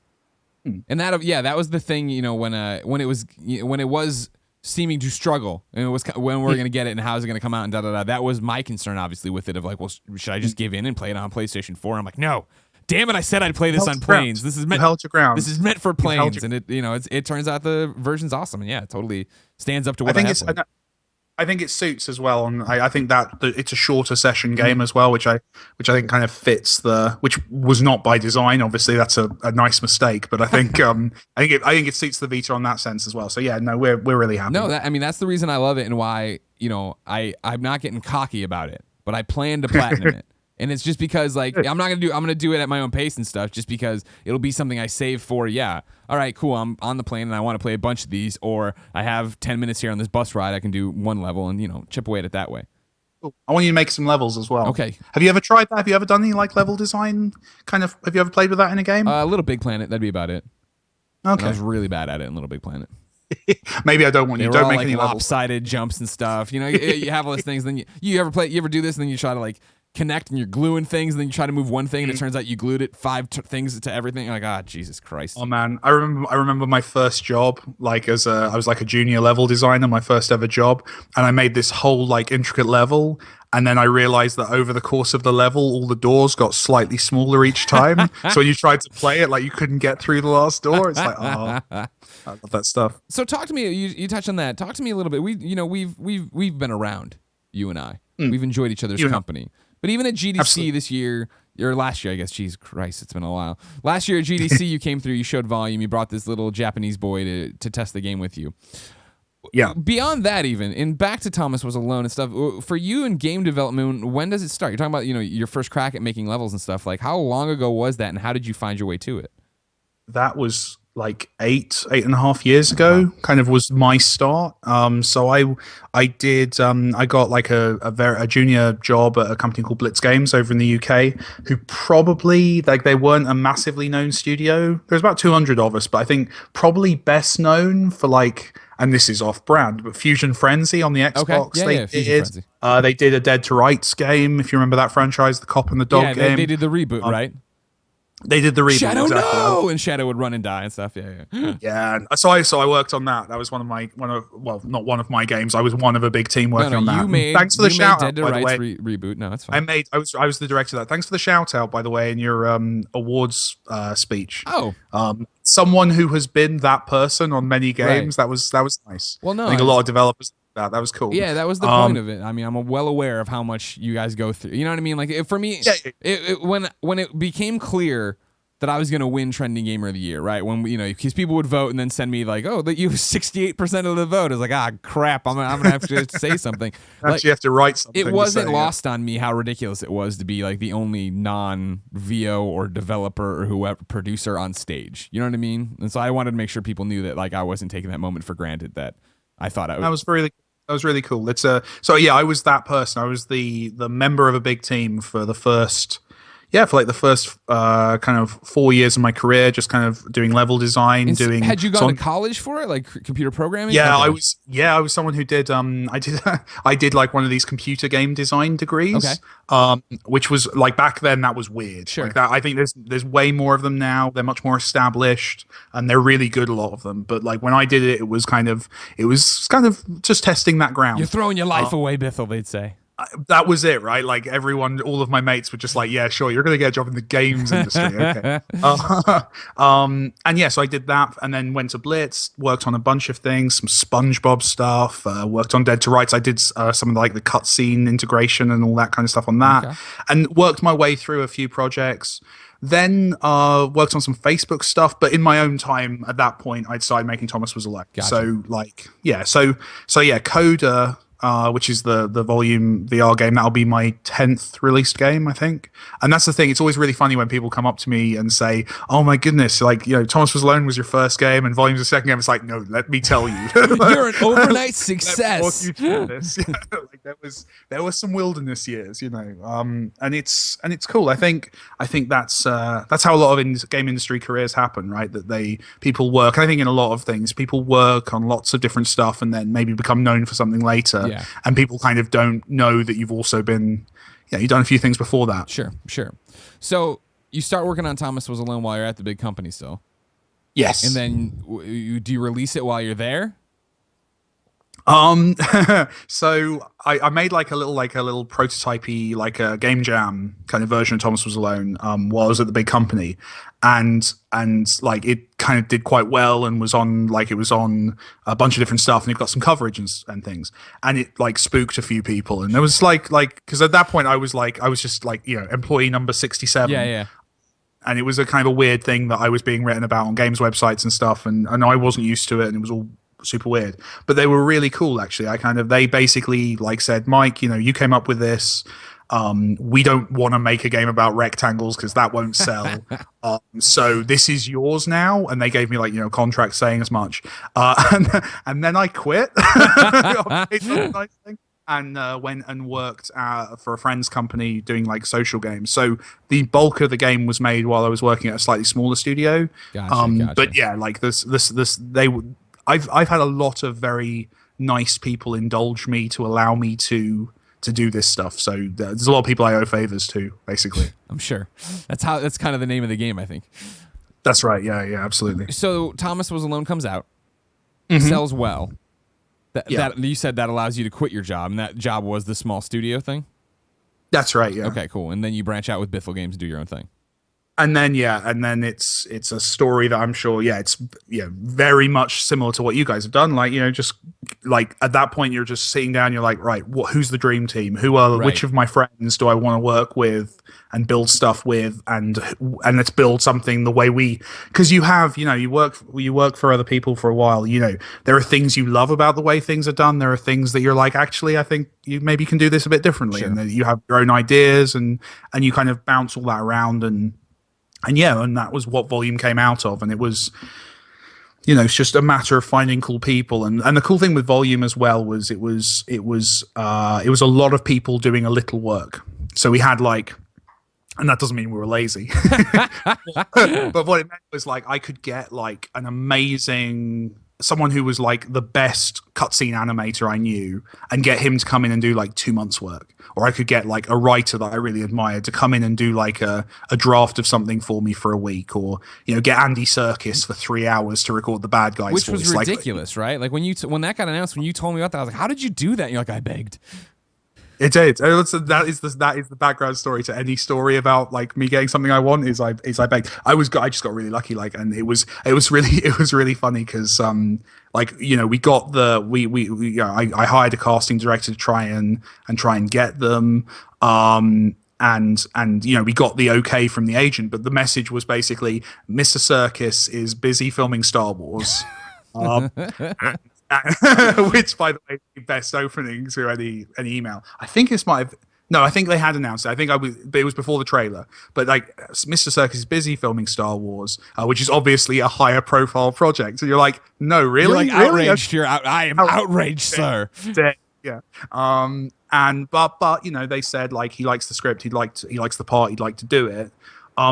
And it was left as basically, at some point in the next 3 months, you will receive an email and you will have 48 hours to set up a recording. And we just had basically like a VO studio in London who just said to us like, it's fine, call us, we will find a way to make this work. And it all came together and we managed to get that. We managed to find that little chunk of time where I guess JJ was busy that day or something. Like, we just got like this little window, which it was lovely and very kind of Andy to do that for us. So did you not have like a relationship with him prior? Did you just like cold email him? Not at all. I tried doing that and couldn't kind of find my way to him. So I ended up, he's the first time I've ever actually brought in like a casting director. Because like Danny Wallace, who did Thomas Was Alone, like that was like just me cold emailing him, and it turned out he was a massive gamer, so he was like, "Yeah, I want to make an indie game. That'd be awesome." Whereas, yeah, with Andy, that was more of a kind of a traditional kind of, you go to a casting director, they know the agents, and all that stuff happens. But you never believe it. Like I remember, like the day before recording Andy, I was like, "I'm going to show up, and it's going to be Andy Serkis, but it's not going to be the Andy Serkis." Like, it's going to be some 15-year-old called Andy Serkis. It's gonna be spelled with a C, and it's gonna be weird. But yeah, and he wandered in, and I was shaking. I was just like, because I'm obviously a nerd, so like he's in half the stuff I love, and yeah, he was really great to work with, really kind. Gave me a big hug as he left, and it's like, oh, thank you. And then he invited you to the Star Wars premiere. And that's how I got the part in Star Wars. So I'm the stormtrooper. No. But yeah, he was really cool. So the other thing, we're talking about your timeline here. We're talking about all this stuff happened. Thomas Was Alone does well enough that you're able to quit your job, go out and do this full time or whatever. Again, on Twitter, I believe it was, you posted saying that Volume had done well enough, right? And it's like first in a short period of time that like equaled all of Thomas Was Alone, correct? Not quite. Okay. Not quite. The weird thing is that Thomas Was Alone continues to do really well, which throws off. So you can't, unfortunately, you can't make those kind of things. Well, you made some comparison though, right? Or was it just? No. So it was. I think it was. I can't remember, and I might be massively getting the times wrong, but it was something like the first. I think it was the first month of Volume was the same as the first 6 months of Thomas Was Alone, or something like that. Sure. And that trend's continued. Volume is Thomas but bigger, and that's really nice. It's not it's not the mega kind of avalanche, but it's doing its thing, and people seem to be finding it and liking it, and that's cool. But yeah, it means that we can take a step up, which is the exciting part. Is Thomas Was Alone was obviously a very small game. Volume was like, it was still small, but it was pushing a little bit above that, and we're going to get to keep kind of stepping things up a bit, which is exciting to me, because that's I want to make really cool games, and previous successes help with that in terms of obviously having money to be able to pay people is useful, but also just like the reputation and having released a couple of games that have been well received obviously opens doors and makes things possible. So yeah, we've been incredibly blessed with that game. It's done really well, and it's exciting. It means that basically I get to make more games, and that's ultimately all I ever want. So okay, so talking about more games. So if Thomas Was Alone, let me walk you through the next 10 years, Greg. No, I'm driving at that, but not in that way. Thomas Was Alone, you're the little rectangle. Volume, it's a knockoff Metal Gear, and that's fantastic. Thank God. Then you talk about Volume Coda for VR that's coming out. Yeah. Nobody knows what the hell that's going to look like. You won't tell us.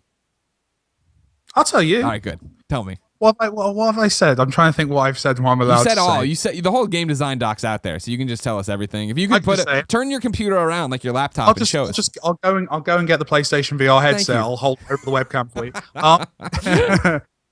No, it's so Coda it's an expansion. So it's basically so you're playing Volume. Yes. So Volume is 100 levels with voiceover, story, and kind of this world building around it. But ultimately, it's 100 cool stealth levels, and then a bunch of user generated content. What Coda is an expansion pack. Essentially, it's like an old school expansion pack that's free. So it's 30 levels. I think I've said that. Don't know if I've said that. Might be exclusive. I have it. I've said it now. 3 hours after this post, go to GameSpot.com and see if this has been newsed. Then you didn't say it before. That's what I did something wrong. I get in trouble. I'll get the call from my business guy, and he'll be like, "What did you do?" So 30 levels, and then like new story and new characters. We went back to the studio and recorded a bunch of new stuff. And it kind of works as well. It's called Coda, right? So it's like an epilogue to the main game that kind of ties up some of the loose ends, tells a little bit more of the story, gives you kind of some of how things react to what happened in the main game. But in terms of the playing of it, it's the same game basically in terms of how it plays. It controls in a very similar way. But yeah, we've come up with a different way of presenting that for VR, and I think that's the bit that I'm not meant to be talking about. So I'm gonna keep stum. But I think son of a bitch. I was gonna say, is it first person? What's happening? How does it work? Well, it's definitely not first person because I don't think that would work, but it's a VR way of playing that game. So we're not presenting it as this is this crazy new kind of VR game. Sure. But it is what it is. It's an expansion and a port, and it's a way of us playing and kind of dipping our toe in with the VR technology, which is exciting. And we found a few ways to use VR to do some cool stuff. So I hope people will be happy with it. It's a free expansion. So it's that thing there. Yeah, if you bought Volume on PS4 back in August, then you're getting a good deal because you've got the Vita version now. You've got when you get your PlayStation VR, as hopefully everyone will, you'll have this version. I'm not allowed to say launch title. That's fine. Launch window. You can pull a Nintendo. It's somewhere in that zone. It's somewhere in that zone. But yeah, so hopefully we're kind of in that. We want to do that. We got $20 from people, and I want to keep giving them stuff as much as I can, and hopefully that will be a cool experience. So, Rectangle. Yep. Volume. Now Yep. VR stuff. Yeah. Do you see any limitations or rhyme or reason or anything like that to what you can make as an independent game developer? I feel like the honest answer to that is like yes, constantly, but then like 2 months later, someone does it anyway, right? Like that's the exciting thing. I mean, that's the exciting thing about games in general. Is just like every rule gets broken within 5 seconds of that rule existing. That's why I love making games. That's why I love being in this industry. In terms of what I can do, yeah, you've always got kind of limitations. I don't think my next game is going to be Horizon. Yeah. I think I'm going to have to, work my way up to that kind of scale of game. But certainly, like, I always want to be ambitious, and I always want people to go, really? Mike's making that? Okay. Like, I remember when Volume got announced, people were like, but that's the Rectangle guy. Right. No, I was expecting another platformer out of you, right? Like another story-driven platforming kind of thing. And that's cool. And there's a lot of developers who kind of hone their craft and work on, similar genre games for a while, and it shows. And those games are amazing because they've worked into that, and they've become experts. And I just like messing around. I like going, yeah, sure, I'll make a stealth game. I like stealth games. I'll try and make one of those. And I see that continuing. I think I don't think I'm gonna. There's certainly like ideas I have for sequels or expansions on stuff I've done before, but like ultimately I want to keep pushing and doing different stuff. So I think, yeah, the next game will hopefully be one of those ones where people go, what? Like, Mike Bithell got the Dead to Rights franchise? I'm going to bring it back. I remember the internal argument for what the trophy should be called, because you had this wolf called Shadow, right, this dog who you could use to attack people, and one of its attacks was to bite a baddie in the balls. Yep. And there was an internal debate about whether the trophy for that should be called Scrotality or Testikill. Oh. And that was like, that's the most like angry game development argument I've ever been in the room for. That was awesome. I forget who won. I have the trophy for sure. I reviewed the game. Feel like it was Testikill in the end. I would have gone Scrotality. You should have been in the room, man. You could have changed the game. But yeah, no, I like messing around and doing different things, and like I said, the cool thing about Volume is it's opened some doors to some interesting things. It's opened some doors, it's impressed some people, and we'll see what we get to do with future stuff. But yeah. So then my next question for you is getting just out of your own headspace and just out of Bithell games, but gaming in general. And this is going to sound like a loaded question since you're making Coda, but do you believe in VR? Yes. Okay, why? I love it. So for me, like, as a gamer, like the experience of it is incredible. Like I'm moved by it. I've cried in VR. Like, and I know that's like a really trite way of like gauging whether something's impressive or artistic or whatever. But I've been moved by it because I feel like I'm around for holodecks. Like that was always like, I remember as a kid, like watching Star Trek, and it's like hoverboards in Back to the Future, right? Like you're like, one day, man, I'm gonna be there, and this stuff's gonna exist, and this stuff is amazing, and so I'm a fan of it. I love playing VR games. I love playing other experiences made by other people, and being part of this community of developers who are starting to make these titles. And I think commercially it makes sense as well. I think it does. I think it can work, and I think the people who are making the hardware are taking it very seriously. You know, if you look at I guess the big three right now, Oculus, Sony, and then HTC and Valve, like they're all massively investing in this, and they're making great hardware. And yeah, PlayStation VR in particular, I think is just a great piece of hardware. Do you think it hits on version 1? Do you think this first, tip of the sword kind of thing is successful, or is this one of those where this is going to be like nerds like us get it, enjoy it, and then it's the next one that really catches on? I mean, it depends what you define as hit, right? Like, I don't think this is going to be like your grand's going to go out and buy a PlayStation 4 in order to experience this stuff. But like, in terms of the games community, I think it's going to be massive. I hope it is. I think the technology's there. I think it's something that is massively accessible and approachable, and we're edging around NDAs. But the way that like the hardware works, the way it just works, that aspect of it, like, is really coming together. Because for a long time, I've got a house full of various stages of development of this VR tech from all three of them.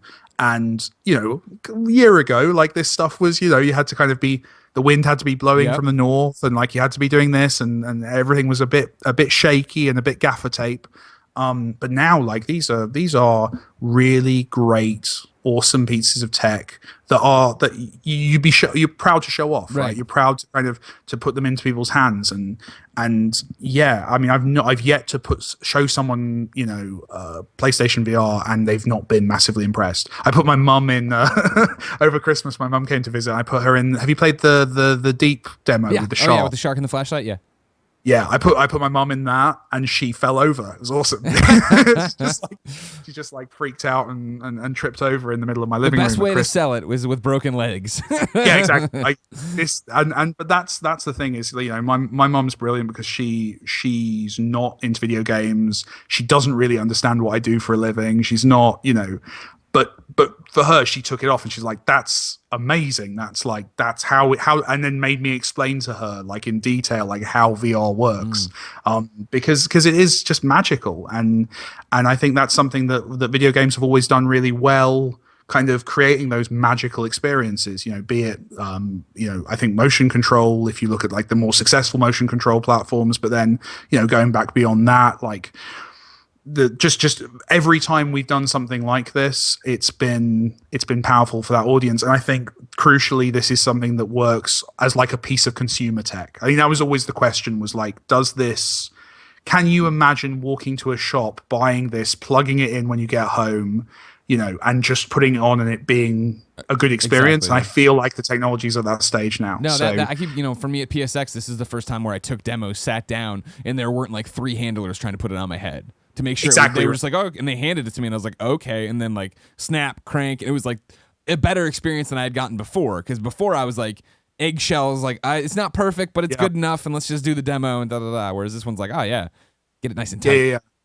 And like the one I VR's always been really gross because VR headsets have always had like that foam on them, and you've got like 5 sweaty people. How many people have put this on their heads? Yeah. But like now, like PlayStation VR's got this lovely upholstered interior, and it balances well. It feels good, and that's probably something I shouldn't have mentioned either. But like, it's good. It feels finished now. It feels like stuff, and that's what I think it can hit first time. The other thing that's fascinating about VR, as opposed to, because people often are comparing this to like 3D TVs or like this kind of stuff. It feels like the hardware companies have kind of cheated a little bit. This is not the first VR headset to hit the market. It's the first VR headset to realistically hit the consumer market. But like, this technology has been through 10 iterations at this point. Like we are the version that finds its way into your local shop is going to be multiple generations beyond the kind of first shaky headsets, the stuff we're talking about. So the stuff like you've had demoed that I've developed some stuff for, it's like, that's the stuff that I think if you sold that, you would get some early adopters, but like you'd put it, my mum would wear it and she'd be like, this is weird. It doesn't quite work. It's a bit blurry. It doesn't, whereas it feels like the versions that are hitting the market. So the first of each of these headsets to hit the market, they are, I think, going to be polished enough as consumer goods, consumer items that they're going to work.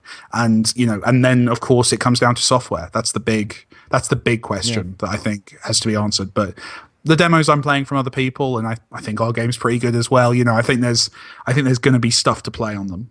Okay, and then final question before I Let's let you do go. this. Your games aside, your development aside, what developer do you think is doing the most interesting stuff these days?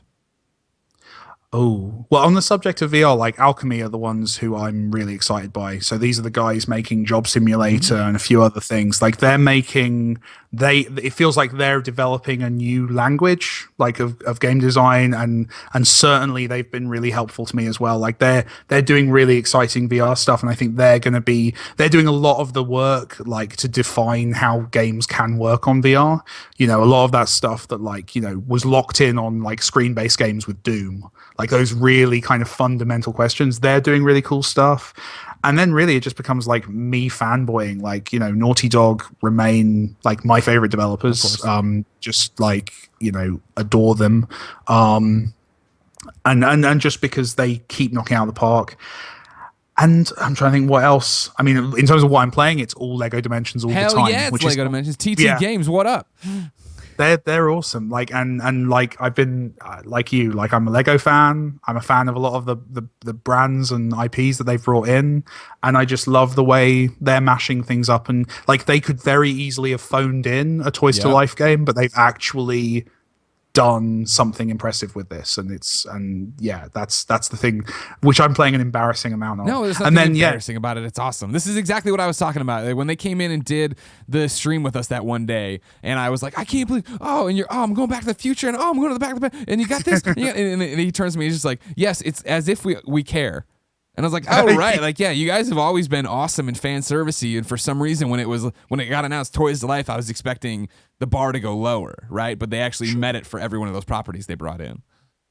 Yeah, no, that's it. And it's tough. I've worked on licensed stuff before, and there's, rules of how you use stuff. There's lots of red tape, lots of process. So on like a developer level, I massively respect, because I can't imagine like the kinds of conversations that have to take place. Yeah. Like when you have like Marty McFly and the Doctor kind of working together or something, it's like, that's like 20 meetings. You're that's how like that appeals to me.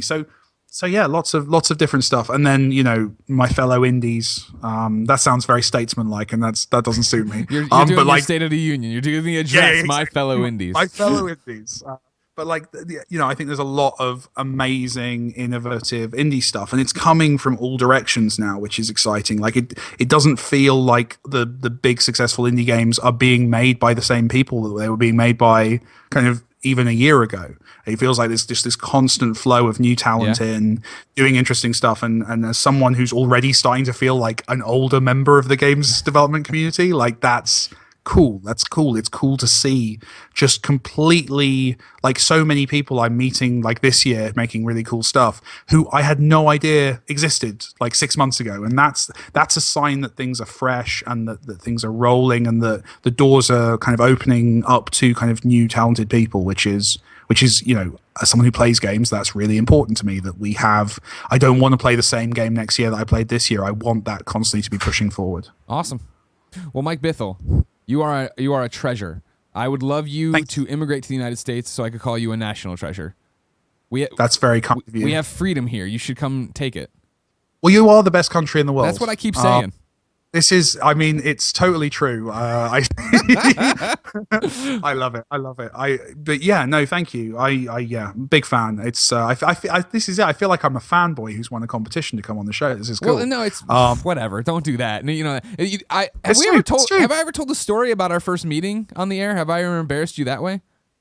Do it. I remember you telling me about this. Because I feel terrible. I get invited out to a bar. This is years ago. Thomas Was Alone had just come out, but we were still a ways away from you announcing Volume. You know what I mean? Yeah. And Mitch Dyer was like, "Hey, we're doing this thing at this little bar. You should come over. Mike Bithell's going to be there." And I'm like, "Oh, I love Thomas Was Alone. I'd love to meet him." And we got there.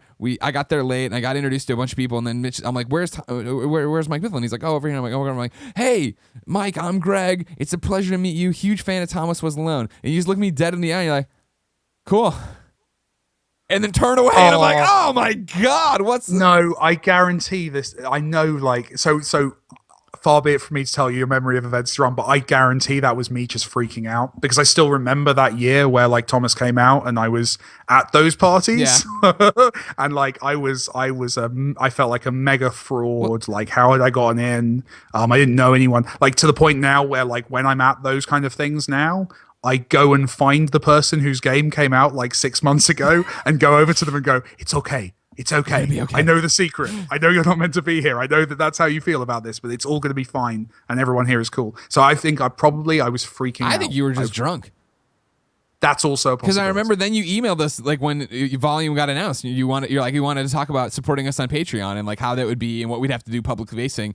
And I was like, sure, but do you remember like not like blowing me off? And you're like, no, I don't.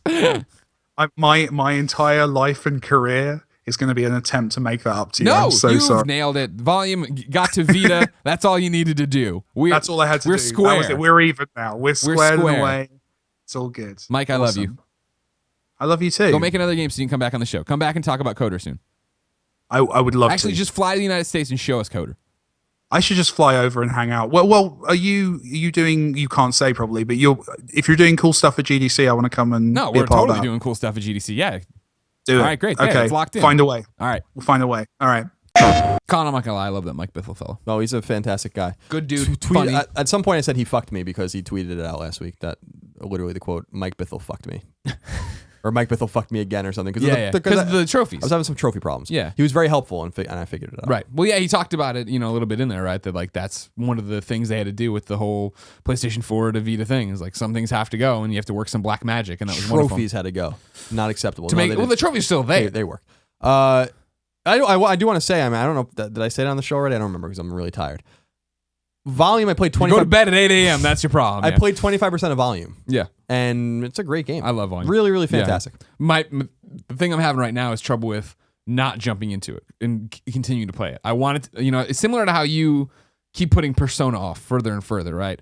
I want Volume to sit there and wait for me for when I fly. Because we fly a lot. And there's a lot of trips coming up already I have on the calendar. So there's going to be plenty of time to play Volume, but then I find myself wanting to play Volume. But I'm like, don't play Volume yet, Greg. Don't do it. Because then I'm going to have quite the docket. I'll have Volume to work on. You got to get Bastion Vita still. Cold for the Steel. Yeah, I do have to get that, actually. New Game Plus in Bastion for that. And then Lego Marvel Avengers. Because it has the open world now. Oh, really? So it's not all of it, but some of it. Huh. So they're making progress. Yeah, good exactly. thing the Vita's thriving, so everyone will take they're advantage like of it. Greg Miller's in a Lego game. We got to put open world in there so people play it. Sure. Colin. Yes. Speaking of Vita, CM14 writes in for a segment we call Reader Mail. Mail call. Maelstrom. Mail pattern baldness. I was going to use that one. I don't have any other. All right, fine. We're fine. Remember, if you want to be part of the show, kindoffunny.com/PSQ to ask your question. CM417 says, "Hey, Greg and Colin. What games are you looking forward to most on your Vita in 2016? I'm looking forward to he says Trails, and that's right? It's not Trials, it's Trails of Cold Steel. Mm-hmm. Not out in Europe, he puts in parentheses. Odin Sphere, Grand Kingdom, Severed, Danganronpa 3, plus many more. I love the little guy. It has a lot of great games coming this year. Oh, and Taco Master, how could I forget? Also not out in England yet. Thanks, guys. Connor from Liverpool, England. He puts together a great list there. For me, I'm torn on this one. Right now as we talk about it. Right now, I'm imminently excited for Lego. I love good Lego games. I'm excited to have Lego open world on a Vita. That sounds cool. I'm not sure how deep it'll be. We'll see. But TT Games, talking a good talk, showing up in the Vita Lounge, the magazine, talking about like how we're not going to fuck this up. We're in it to win it. However, overall, looking past that, torn. Super excited for Severed. We love Drinkbox guys. Great folks. Loved every Drinkbox game I've ever played. Severed seems cool. However, Odin Sphere. Finally here. You know what I mean? Like an out of the blue announcement, but it's also I loved that game. You know what I mean? When it came out last Fantastic. time. Yeah. So I'm torn, Colin. Danganronpa 3 is like definitely my most anticipated, but I might play that on PS4. Like I'm curious to see like how like because Danganronpa almost anything can be good on a handheld. Danganronpa is good on a handheld, but we don't know how Danganronpa is on a console. Sure. And it's such a long and involved game that I feel like it might be just as home. I don't want to say more at home, but just as at home on PS4 as it is on PS Vita. Yeah, Severed, Odin Sphere, and Axiom Verge. It would be nice to play maybe at some fucking point in my life on the PS Vita. Yeah. So I would leave it to those 4. Okay. That's good. That's good. Similar line of questioning. This one from DR3ZY. So Dr. 3Z. We'll say Dr. 3Z. How about that? He wrote in, of course, to kindoffunny.com/PSQ, just like you can and should. Hey, Greg and Colin. I just joined the PS Vita family last week, and I'm struggling to find a game I really want to play. So far, I've started playing Final Fantasy X, Little Big Planet, and Uncharted. My question is, what are the PS Vita games that have really sucked you in? P.S. I love you for not talking shit. P.P.S. I thought I'd send this from my Vita. Took a while. As you'd expect. Yes. But it's cool to know the forums work with the Vita. So this isn't the normal... We still have to do this video of like, you bought a Vita, here are 10 Vita games you should own, right? But the games that have sucked you in. That's an interesting question and a different spin to the Vita question, I think. Me personally, Freedom Wars. Freedom Wars sucked me in. You know what I mean? I think honestly probably my best PlayStation Vita memories are wrapped up in Freedom Wars, right? Because the game, it was one that I remember we were already talking about how we're not running out of things to play on Vita, but running out of like AAA huge games that are going to hit on all those things. And I remember when, Nick showed up with Freedom Wars and was showing it to us at IGN or whatever, and you played it and it was like, this is a bit cumbersome, but it seems like it's going to be fucking awesome. And then we got it and it was awesome. And I got lost in it playing single player, and then Christine was playing, and then we went on that vacation where we played the entire time on the plane, got there, would go out for coffee every day and sit in this coffee shop and just play for like hours. Does the flight attendant say that there's some interference from the PS Vita ad hoc? Picking up some Vita problems on the plane. Air mask drop, playing free fall. Vita games that sucked me in, I think hour-wise... Rogue Legacy is probably one game. See, Rogue Legacy and that's another great example of when that came out, that was all I played. Danganronpa Trigger Happy Havoc was definitely a game that sucked me in. Killzone Mercenary was a game that sucked me in. I'll be crucified in the comments if I don't say Persona.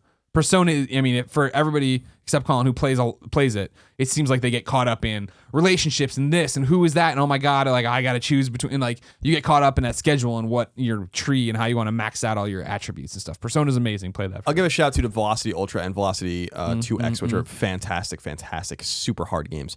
There's a lot of games. There's a lot of games on there. The one game that I hope is still coming because it was announced for PS Vita, a while ago, but I haven't heard anything about it. Is I still hope Mercenary Kings is going to come to Vita because that game is really awesome and that it would be more at home on PS Vita, I think. But we haven't heard anything about that in a long, long time. No, unless they've said something. I reviewed that at IGN. Like I feel like I reviewed that like 2 years ago. So yeah, we'll see. I wish they'd bring Enter the Gungeon to it as well. Oh, fuck! What Cosmic Star Heroine? That's another one on Vita that I'm like super excited about. It's supposed to be like Phantasy Star. Yeah. Been waiting for that one. I'm surprised it's not done yet. And also Pure Solar, I think, is coming to Vita. So there's some good role playing games that are coming that I'm excited about this year. We'll see if they actually still come. Colin. Yep. Our good friend Lunchbox_Inc. 87 wrote in kindoffunny.com/PSQ and says, "Hey, Colin and Greg. Hello. Colin, you say that Sony has enough balls to release another portable. If they were ever to release one, what would either of you want to see on the hardware? What games would either of you want on it? Besides Patapon, which is one of PSP's greatest games. Thanks, Tim. P.S. I love you. I'm just not in love with you." So we often talk about it. We often talk about how people ask, is there going to be a Vita 2? And you're like, I don't think so, but PlayStation's crazy enough to do it. Do you think, what are the odds you think there's a Vita 2 or something? Less than 5%. Oh, wow. Okay. I think that they probably prototyped a lot of stuff. Oh, sure, but I don't think it doesn't make. I'm just saying that they're crazy enough to do it. I didn't say they had the balls to do it. I said they're crazy enough. Crazy enough to. Because I think that there's a lot of promise with Vita that was untapped. I think it was a little too complicated. Sure. With memory cards and all this kind of stuff. I think it's too bad they couldn't do it again. Because go I back don't- in time and I like just fix don't. it. I just don't believe conventional wisdom that handhelds are irrelevant. I agree mean, 100% with you. I think that they're certainly not as useful as they used to be anymore because of the rise of smartphones. But everyone knows smartphone gaming is largely like garbage, and that handheld gaming is for gaming purists and hardcore gamers. And I don't, I know it's just like the race to the bottom on iOS and Android marketplace has eroded any goodwill that had, and it was so obvious that was going to happen. But a lot of people really thought that this stuff was just going to kill the handhelds, and I don't really feel like that's happened. I feel like other things killed Vita. 3DS, is selling very respectably. Not like the original DS sold, but 50, 60 million units is nothing to sneeze at. And I think if Sony could even get half of those, I think they would release another Vita or another handheld. So I mean, if I was, even molding the question, if they were crazy enough, or if we could go back in time and do it, what I'd want to see is pretty simple. I love the Vita. The Vita's great, right? Ditch all the touch stuff, get rid of it. Well, the touchscreen, we don't agree on this. I know we don't, but I'm saying like what I want. Okay. So this is my thing. Ditch the touch stuff, add shoulder buttons, add 2 more in there. I think if you could have gone back to when the PlayStation Vita was in concept and like knowing what you know now and going back there, if you're like, this motherfucking thing is the main thing it's going to be used for is gamers for games that they want to play. Let's make remote play as easy as possible. I mean, you're not making a device that is going to go huge and be all over the place. You figure, I think if you get rid of all that touch stuff and put it into just put another shoulder button, sure, it's going to look a little clunky. It's going to be this, that, and the other. But again, outside of a few people, I don't see many, myself, I'm like the one person I know that puts my Vita in my pocket when I travel. Nobody's doing that. You know what I mean? Like this should have been a device more angled towards the hardcore, the niche audience, the PSX crowd, because we're the people supporting it still that want all this different stuff. Yeah, I think the complication is like there's hardware complication. Yeah, we need more triggers and stuff like that. I totally disagree with you. I think the back touch can go. I don't think the touch screen is like a problem. I don't get that argument. It's actually super useful in a lot of games, and it's useful for navigation, all that kind of stuff. I think that's kind of like that's how we interact with things like that. So I think that makes perfect sense. That would be weird. Even 3DS can be touched. Sure. And that's but how many games do you play that really, you say a lot of games use it well or use it or whatever. Like, I mean, out of all the ones we just talked about, which ones are doing that? Danganronpa games can be played all on the touchscreen. Mm-hmm. But do you play it that way? Is that the best way to play it? Yeah, well, it depends. Like when you're exploring it makes sense to explore the environments by touching or, sure. Like making choices in adventure games or in digital novels. I'm not saying that every game needs to use it. I'm just saying it's there and it's not really a big deal. It's like, tactile touch like that is... I think it was wasted tech, and I think it was clearly aimed at trying to capitalize on the mobile market, which isn't what we want outside of Taco Master. Sure, but like it's not going to hurt the cost of the system, so like why not have it? Like the back touch is just annoying. Mm-hmm. And interferes a lot with games. It was a huge problem for me in like Borderlands, for instance. Yeah, it's a huge problem. Borderlands 2 remote play itself was a huge problem in Vita, but yeah. So there are problems with that back touchpad, but yeah, I don't agree with you on the front touchscreen. Just because I think even if games don't use it, it's just a natural interface. Like I don't think the Vita interface is bad. I don't have a problem with the bubbles. I mean, it's not ideal. Yeah. But I don't look at it and I'm like, well, this is fucking awful. I'm like, well, it's not awful. Yeah. Again, I think the main problem with the Vita is the fact that I think the whole reason Sony probably doesn't talk about it and, it doesn't sell outside of us, right, is that there's no narrative to what the Vita is. And I feel like that's the story of it. It's all the stuff that should be successful because it's successful somewhere else. But here's this bubble interface. And again, the bubbles work, sure, whatever. Here's this bubble interface that looks nothing like your PlayStation 4 and functions like nothing else in the PlayStation ecosystem. And here are all these touch things that you're supposed, you know what I mean? Like, here's this and that. It's just like, I would have rather seen from the get-go. They're like, nip it in the bud, make real games for it. It's a gamer system. And more of that, the focus we saw with the PlayStation 4, I would have loved to have seen applied to the PlayStation Vita. So if they were going to make Vita 2, whatever the hell it is, that's what I'd want to see. I'd like them to be like, we've stripped it down, we've ripped this out, we've put these in. That's what it is. But you never will. But in this hypothetical situation, Colin, let's stop talking about the motherfucking Vita. Okay. Jason A wants to talk about motherfucking Naughty Dog. He wrote into kindafunny.com/PSQ and says, hey guys. Hello. Which does/will the gaming community have higher expectations for? Uncharted 4 or The Last of Us 2? On one hand, A Thief's End has a whole franchise to live up to and is almost certainly the last of Drake's adventures. But on the other, many call The Last of Us the best game of last gen. Thanks so much, guys. Smiley emoticon, Jason. P.S. Come to Canada soon. P.P.S. It's really great to see Colin in such a good place these days. Glad you're feeling better, man. Smiley emoticon. Thank you. I think Uncharted has higher expectations. Really? Yeah. I disagree. The Last of Us 2 isn't even real. Sure. So I mean, like, so it's I have to wait to make an assumption based on comparing to Uncharted 4 until we even know The Last of Us 2 is going to be a game. Yeah. You know? But here's the thing about and don't get me wrong, you're not wrong. I think the problem here is the fact that outside of this room and a lot of, of our listeners, fans or whatever, Uncharted 3 didn't live up to expectations. So right now it's down here. Uncharted 4 is going to come out. It's going to be great. And what people are going to say is it's a return to form. It's so much better than 3. It's you know what I mean? Whereas Last of Us 2 is trying to compete with a game that is universally a 10. You know what I mean? It is so crazy, and it's like fucking finding a unicorn. When someone comes up and talks to me, he's like, I didn't like Last of Us. I don't think it was a 10. I'm like, really? Like, you're like, okay. Like, there's like, I can count maybe 2 or 3 people in my life have come up and tried to have this conversation with me where they're like that. I'm like, I don't even, you know what I mean? Like, that's insane. Okay, cool. That's great.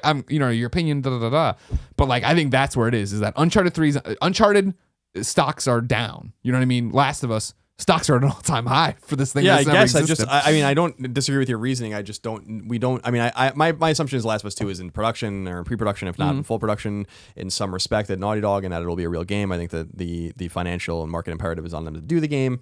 I think they know that, and Sony lets them do what they want, but they have to make the game, and I think they're going to make the game, but we don't know anything about it. Sure. So I don't know. I mean, it's like, The Last of Us 2 isn't real, so I don't, or not to us, so I don't want to make an assumption that expectations are higher for, because like once it's revealed, then we'll know where the expectations are. Like, we don't really know. Last of Us has been dormant for a long time. It's been fucking almost 3 years since that game came out. It's crazy. So 2.5 years, more than 2.5 years. So it's not like there's much to say right now about that. Uncharted is ending, and I think expectations for Uncharted 4 are huge.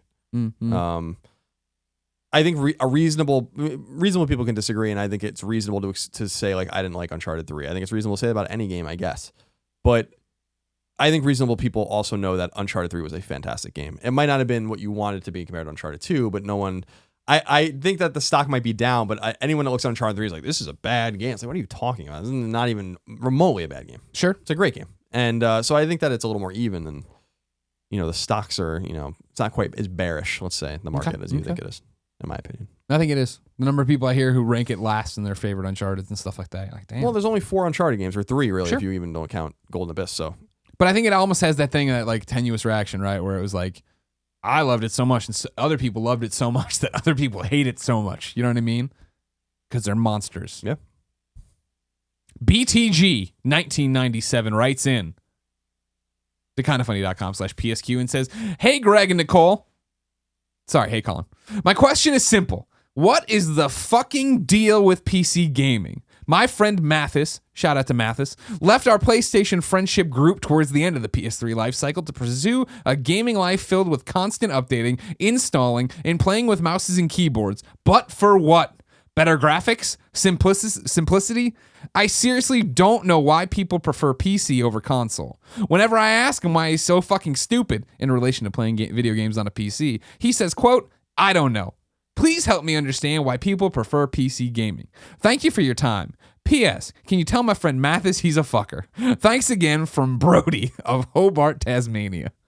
Colin, why do people like PC gaming? I mean, honestly, I don't know. I mean, like, I think that there's... I don't want to say I don't know. I don't know why they'd prefer it over console gaming. I think there's a few reasons. A, it's what you know. It's what you grew up with, right? Like, I think that... I think a lot of people move to it. I think that back in the day, I mean, I remember, people had, even in the late 80s, early 90s with my friends, some people had PCs and Apple IIs, and they were playing games and Macs, and they were playing games on those things. And so some of those people still play games on PC. Meanwhile, like, I grew up with consoles. Even though we had computers in the house, I wasn't really playing many games on them, and I always stuck with console. My opinion on PC gaming is that what its trump card is its library. Right. And I think that there's something really powerful to be said about a library that's vast and dynamic and never fucking ancient. Can't be played. Yeah. Yeah. And so I think there's that, but I personally don't see why you'd want to sit there with a mouse and a keyboard and play a game. Like, that's just that's just a personal preference. No, 100%. Me too. I'm right there with you. Games beyond PC, but it's just like, it's like miserable. Like, I don't, like, to me, I'm like, that's the exact opposite of what I ever want to do on a PC. I don't think it's the simplicity he's talking about, BTG 1997, right? Like, I think simplicity is the plug and the play of the console, right? I understand the simplicity of, I want to play this game and it's out on it's it exists so I can play it. You know what I mean? That is like you're talking about. Steam's an amazing platform. I love the fact that like you hear about some game and wherever it is, it's usually on PC and this, that, and the other. Graphics and shit like that and performance, sure. I've had it so many times swing back the other way though, where it's like, oh, my graphics card isn't amazing or this, that, the other, blah, blah. But we're going to call somebody. We're going to do the ever rare Colin. So 2 guests on this show, Mike Bithell, and then what I call a console deserter. Do you know who I'm going to call? Someone who loved consoles. Mike Mitchell. No, I don't. No. He is a console deserter. Sure, but I'm going to talk to somebody. We're going to talk to Ty Root. Oh, Ty Root. Ty Root has done this. I would have never guessed that in a million years. I didn't know Ty Root was a deserter. Oh, yeah, big time. He gave up recently, so he's a piece of shit. But we won't say that now. We'll just remember this. This is Ty Root from GameSpot.com. That's a good beat. Hello. Hey, Ty Root, how are you? I'm good, Greg. How you doing? Good. You're on PS I Love You XOXO with me and Colin Moriarty. Quite so late. Such hard workers. You know what? We just got to get the show done sometimes. That's what it's all about. So are you ready to feel the question? Yeah, hit me with it. We need your opinion as someone who has deserted consoles and moved over to PC gaming. So our friend here wrote in. His name's Brody of Hobart, Tasmania. And basically, summarizing, one of his friends left, Wait, right? Is that a real place? Yeah, I assume. I know. I mean, Tasmania It's is near Australia. If Hobart, but do you know Hobart? No, I don't. Sounds like No, a no, cool Hobart. place, I don't that's know. all. No, it's okay. I understand. He uses a lot of colorful language, but basically he's saying like he doesn't understand why his friend's gone there. He's like, why leave the PS3 to pursue a gaming life filled with constant updating, installing, and playing with mouses and keyboards? But for what? Better graphics? Simplicity? I seriously don't know why people prefer gaming on PCs over consoles. So what's up, dude? Why did you turn your back on consoles and controllers to go back to PCs? Well, I can't speak for this guy's friend. I can only speak for myself. But it suits me much better to game on PC, considering my entire life revolves around my PC in the first place. So includes surfing the web, doing my taxes, writing emails, doing video editing, doing photo editing, and now I get to play games. Not to mention, his friend has a good point. The graphics and frame rates are just far better on PC. But who cares? It's 2016 and these consoles still can't push out 60 frames per second at 1480p. That's bullshit. You're hunched over your fucking keyboard like a weirdo all night long in your little corner. He's expressing his opinion, and you're viciously attacking. I didn't say this was going to be a friendly phone call. Clearly not. Also, the fact that I can still use a controller. I can plug in a controller. I can actually use either controller. It doesn't matter what controller. I could use a PS4 controller. I could use the Xbox One Elite controller, which is what I use because it's the best controller. It is a ever nice made. controller. It's a great controller. Yeah. So also now with Steam Link, which is unbelievable, I can actually plug that in directly to my router and play PC games on my big 55-inch plasma at home. And as long as I'm not doing multiplayer, it's actually seamless and works great. Yeah, So- or if you're not playing a game, or you're playing a game, like Steimer's mom bought it for Steimer's dad, who's a big Steam player, and then we were doing the Steam Link, but he plays like all these RTSs and turn-based strategy stuff, and it was not happening. Yeah, I haven't actually done the whole RTS route. By the way, also, I don't, I'm not playing a ton of games, but the great thing is I play a lot of old games, and the PC is like a fucking time machine, man. I can go back and play anything from, the early 90s, like Star Control 2 and Leisure Suit Larry and all other bullshit that I played when I was a kid that I maybe shouldn't have been playing, but whatever. Doesn't matter. Okay. So I like it for that, but again, it's not for everybody. I get it. If you want to play with a baby toy, get a console. No, you plug it in and it works. That's what you want. Trophies. You know what? I plug my PC in and it works just fine.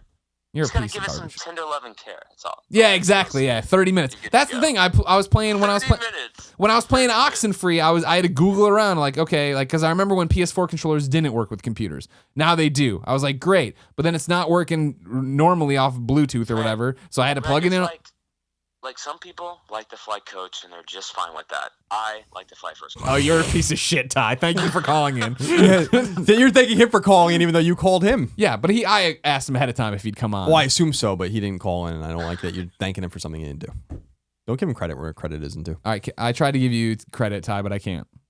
Okay, fair enough. That's fine. All right, love you. Thank you, Tyson. All right, Bye. See you, brother. He's a good kid. Oh, I love Tyson. Terrible taste in video games, love him. apparently. Good to see him but last week. good. Yeah, it was. It was good to see him. Oh, Colin. Man, I'm tired. I'm only gonna give you one, maybe two. It's not even the sleep schedule. It's just late. No, I know. I was right. It's late. I was getting ready to lay down and have you wake me when you're ready to go. How long's Mike Bithell's interview that we put in the middle of the show? 40 people minutes. already listened to. Yeah. Oh, okay. So it's gonna be a nice media. Oh, episode. no, they got a huge episode here. That's why I'm saying 1 or 2 more. 20 solid minutes of plane talk. People 40 love plane solid talk. minutes of Oh, Bithell. we should do that. Take on car talk with plane talk. We don't know anything about planes. No, the car talk don't know anything about cars. Yeah, they do. That's the whole thing, is that they know everything about them. Nah, you're wrong. You're wrong. All right, Colin. I'm going to give you this one and then one more. Okay, so you're not going to give Jamie- me one. You're going to give me two. Zilla writes into kindafunny.com/PSQ and says, "Hey, Greg and Colin. Firewatch is a game that I've been excited for ever since E3. I've somewhat intentionally kept myself away from some of the coverage so to not to spoil the story in advance of release. However, I happened to stumble upon a recent interview therein. Some of the peeps from Campo Santo, it's Campo Santo, isn't it? Mhm. Okay. Estimated the total playing time would only be around 5 to 6 hours. I was anticipating a lot more than that. Was that wrong of me? I'm still excited to play it, but I guess the experience will be a lot shorter. I haven't heard you guys discuss the game too much on the show. I'd love to hear your thoughts. Lennon with an underscore. P.S. What was the deal last week ordering biscuits with chicken wings? In England, biscuits are basically cookies. You wouldn't eat those bad boys with wings. I literally can't think of a single savory dish I'd combine with biscuits. Well, just address Here in the fucking real world. to address the PS first, get the fuck out. We have freedom, and we invented biscuits, and they are like they're like rolls and stuff. They're like breaded. They're bread. They're not sweet. You guys started I don't know when you decided to call cookies biscuits and why you did that, but you did. That's your fault. You did it after we Benjamin Franklin invented biscuits over here. So Benjamin Franklin invented biscuits. just fucking wrong with it. So the general principle, this is something I find quite distressing with game culture right now, is the obsession on game length. It's an obsession. And it's not to say that like they're getting bang for your buck is great if you're enjoying the game. You want to play it 20, 30, 40 hours, and that's great. But games shouldn't be based, the merit of a game or the quality of a game shouldn't be based on how long it is, necessarily. My problem with Witcher 3 was that it was too fucking big. Sure. So like, and I know I'm not the only one that feels that way. I know people that feel that way. So it's one of those situations where bigger is not always better. Longer is not always better in games. And we have to look at, Firewatch could be a really tight 4 or 5. It might be dev math. It might be 3 hours long for all we know. I don't know. And I'm not. Real quick, I'm super excited for Firewatch. Yeah, me I'm too. doing the exact same thing he is. I'm media blackout on it. I don't need to know anything about it. Yeah, I don't need So to the either. interview might have been to what he's saying, maybe to 100% it to do whatever. It's a combine. You know what I mean? Like Yeah. talking about dev And math. dev Maybe math- one play yeah. it through his 2 hours. Dev math is the principle that I made up for people that don't know that, you can always, subtract several hours from any developer's prediction of how long a game is. If they say it's 16, 18 hours long, it's probably like 12 to 14 hours long. Yeah. So, like Journey, for instance, is a game you can beat in like an hour, and it's one of the great games of last generation. Way better than a lot of games that are 100 hours long. So I just don't understand the obsession per se with game length per se. Yeah. Because I think that sometimes a game can be too long. Sometimes a game can be too short. Sometimes I don't want the game to end. But for a shooter, a single player shooter, I love Wolfenstein because it's like 15 hours long. It's awesome. It's better than like 6 to 8 hours you get in a campaign with Call of Duty if you're playing on normal difficulty. But I wouldn't necessarily want to play Wolfenstein for 30 hours, no matter how good it is. It's like, how much Wolfenstein can you take? Sure. You know what I mean? So I think that we have to look at things a little differently. If you're disappointed because Firewatch is only going to be 5 to 6 hours according to them, then were you ever really interested in playing it at all? Because that is the experience. I guess that's what I'm saying. No, that's the thing too. Is in the specific example of Firewatch, that's more than what I was expecting. Again, not knowing what kind of requirements they're putting on this, I was expecting a Gone Home 2 hours. You know what I mean? Yeah, it looks like a walking simulator. Because- It reminds me of Vanishing and Gone Home, which are both. Vanishing is way longer than Gone Home actually, but Yeah. they're both short games. Or Everybody's gone to Rapture. Yeah. So No, that's the thing is like I think when you start talking about those types of games, this is an outlier really as it starts getting more and more up there. And that I want it to be that because what I play these games for is the story. I don't want it to be needless filler that I'm doing this and finding things that aren't related to the story. Tell me your story and let's get out of it. yeah, and I don't use Walking Simulator as a pejorative, by the way, because I actually like those games a lot. Sure. But it's just it's an easy way to apt explain what's of happening. explaining Yeah, what it is. environmental storytelling. Yeah. And explain. Final question, Colin, comes in the reader mail segment, but a subsection, paragraph A, reader chime in. We had a bunch of people chiming in on things we said last week. I'm going to give you one of them, though. Okay. This one comes from Binkser. Binkser says, "Hey, Colin and Greg. Hello. For the most part, I've always seen eye to eye with you guys. I'm always agreeing with Colin's opinions about single player over multiplayer and so on. I always hear you guys shitting on Knack, and I figure I'd speak up for the game and admit I really liked it. Felt like a mix of Katamari and God of War. I could honestly see a sequel that fixed and improved on the original. P.S. Compare trophies, and you'll see I play just like you guys in case you think I'm full of shit after reading this. I mean, that's your that's He's your chimed in. We appreciate you chiming in. I don't Knack was I don't trash. think Knack was as bad as some people make it out to be, but it was not good. Yeah. In my mind, it was definitely. I think not you good. insult Katamari and God of War to even put it in. I don't the really same see breath. I don't really see Katamari or God of War in it either. I mean, to me, I thought it was gonna say like a mixture of Pixar and late '90s platforming or something Sure. like that. I don't see. That'd be I apt. do not see the God of War or Katamari in it. Yeah. Personally. Delete your Twitter. Colin, time for a segment we call P.S. I love this best friend XOXO. Ladies and gentlemen, this is where you head over to kindafunny.com/forums. Go to the P.S. I love you XOXO board and post your PSN name along with a little story about why you need friends. Then other listeners and or viewers go hit this person up on PSN, friend them, send them messages, play games with them. This one comes from Michael. Michael says, hey guys, I just wanted to say thank you. I've been suffering with severe depression and health issues for around 10 years. I had the worst year last year. I lost my wife and my depression got to an awful point. I just wanted to say that you guys and the Kinda Funny crew is what has kept me going when I thought I couldn't.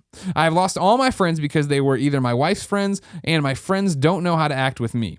I'm on my own and was hoping to make some friends here. My PSN name is Mouse Droplet. All one word, Mouse Droplet. I would love to get my name called out so I can make some friends online. Thanks again, guys. Keep up the good work. You always make me smile when I watch you each and every day. Your friend from good old England, oi, Michael. Michael, keep your fucking head up. Better times are in front of you, my friend. Everybody, go For sure. friend Mouse Droplet on PSN.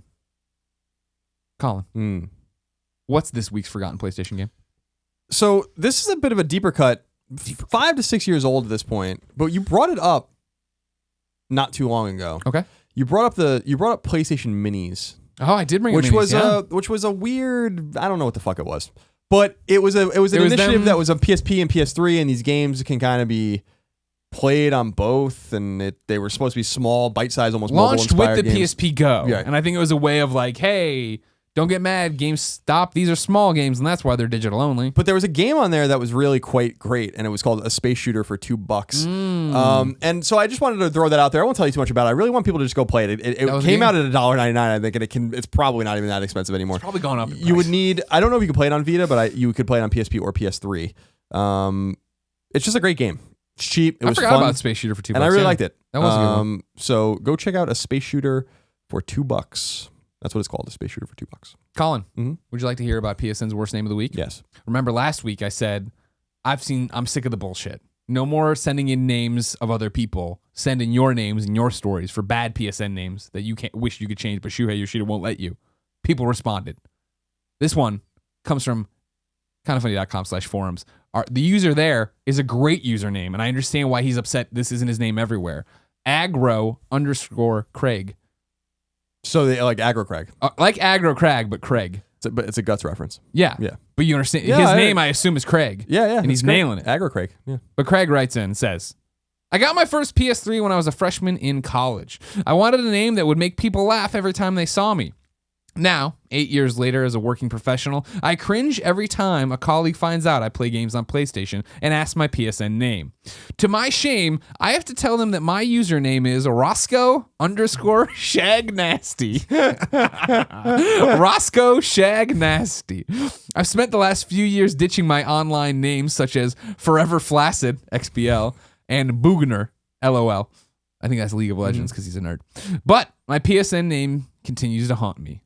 Roscoe_Shagnasty. Shoo, please let me change my name. The much better name, Agro_Craig.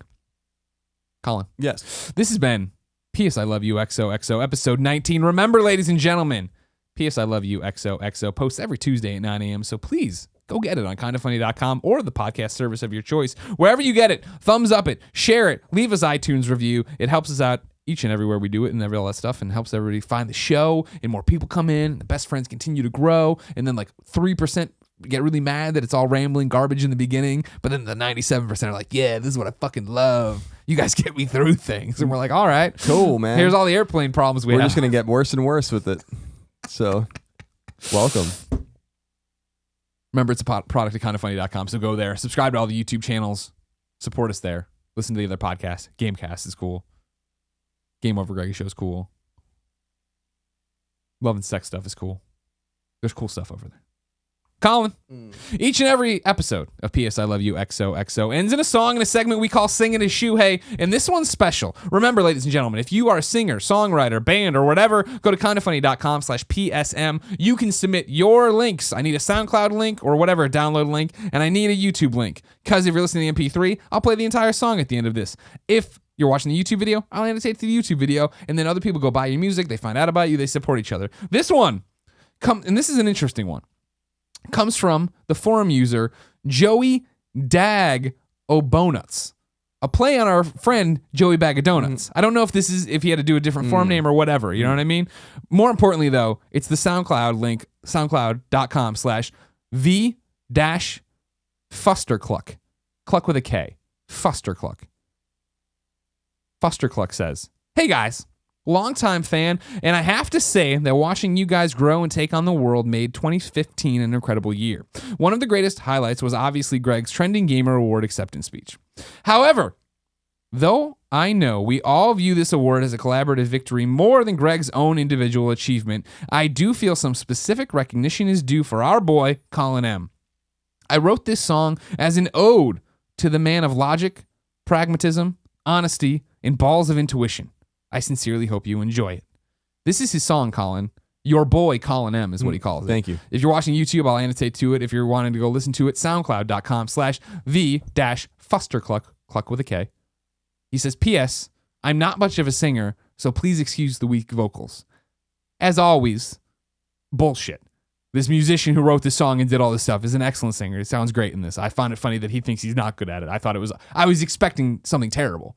It's great. He does an amazing job.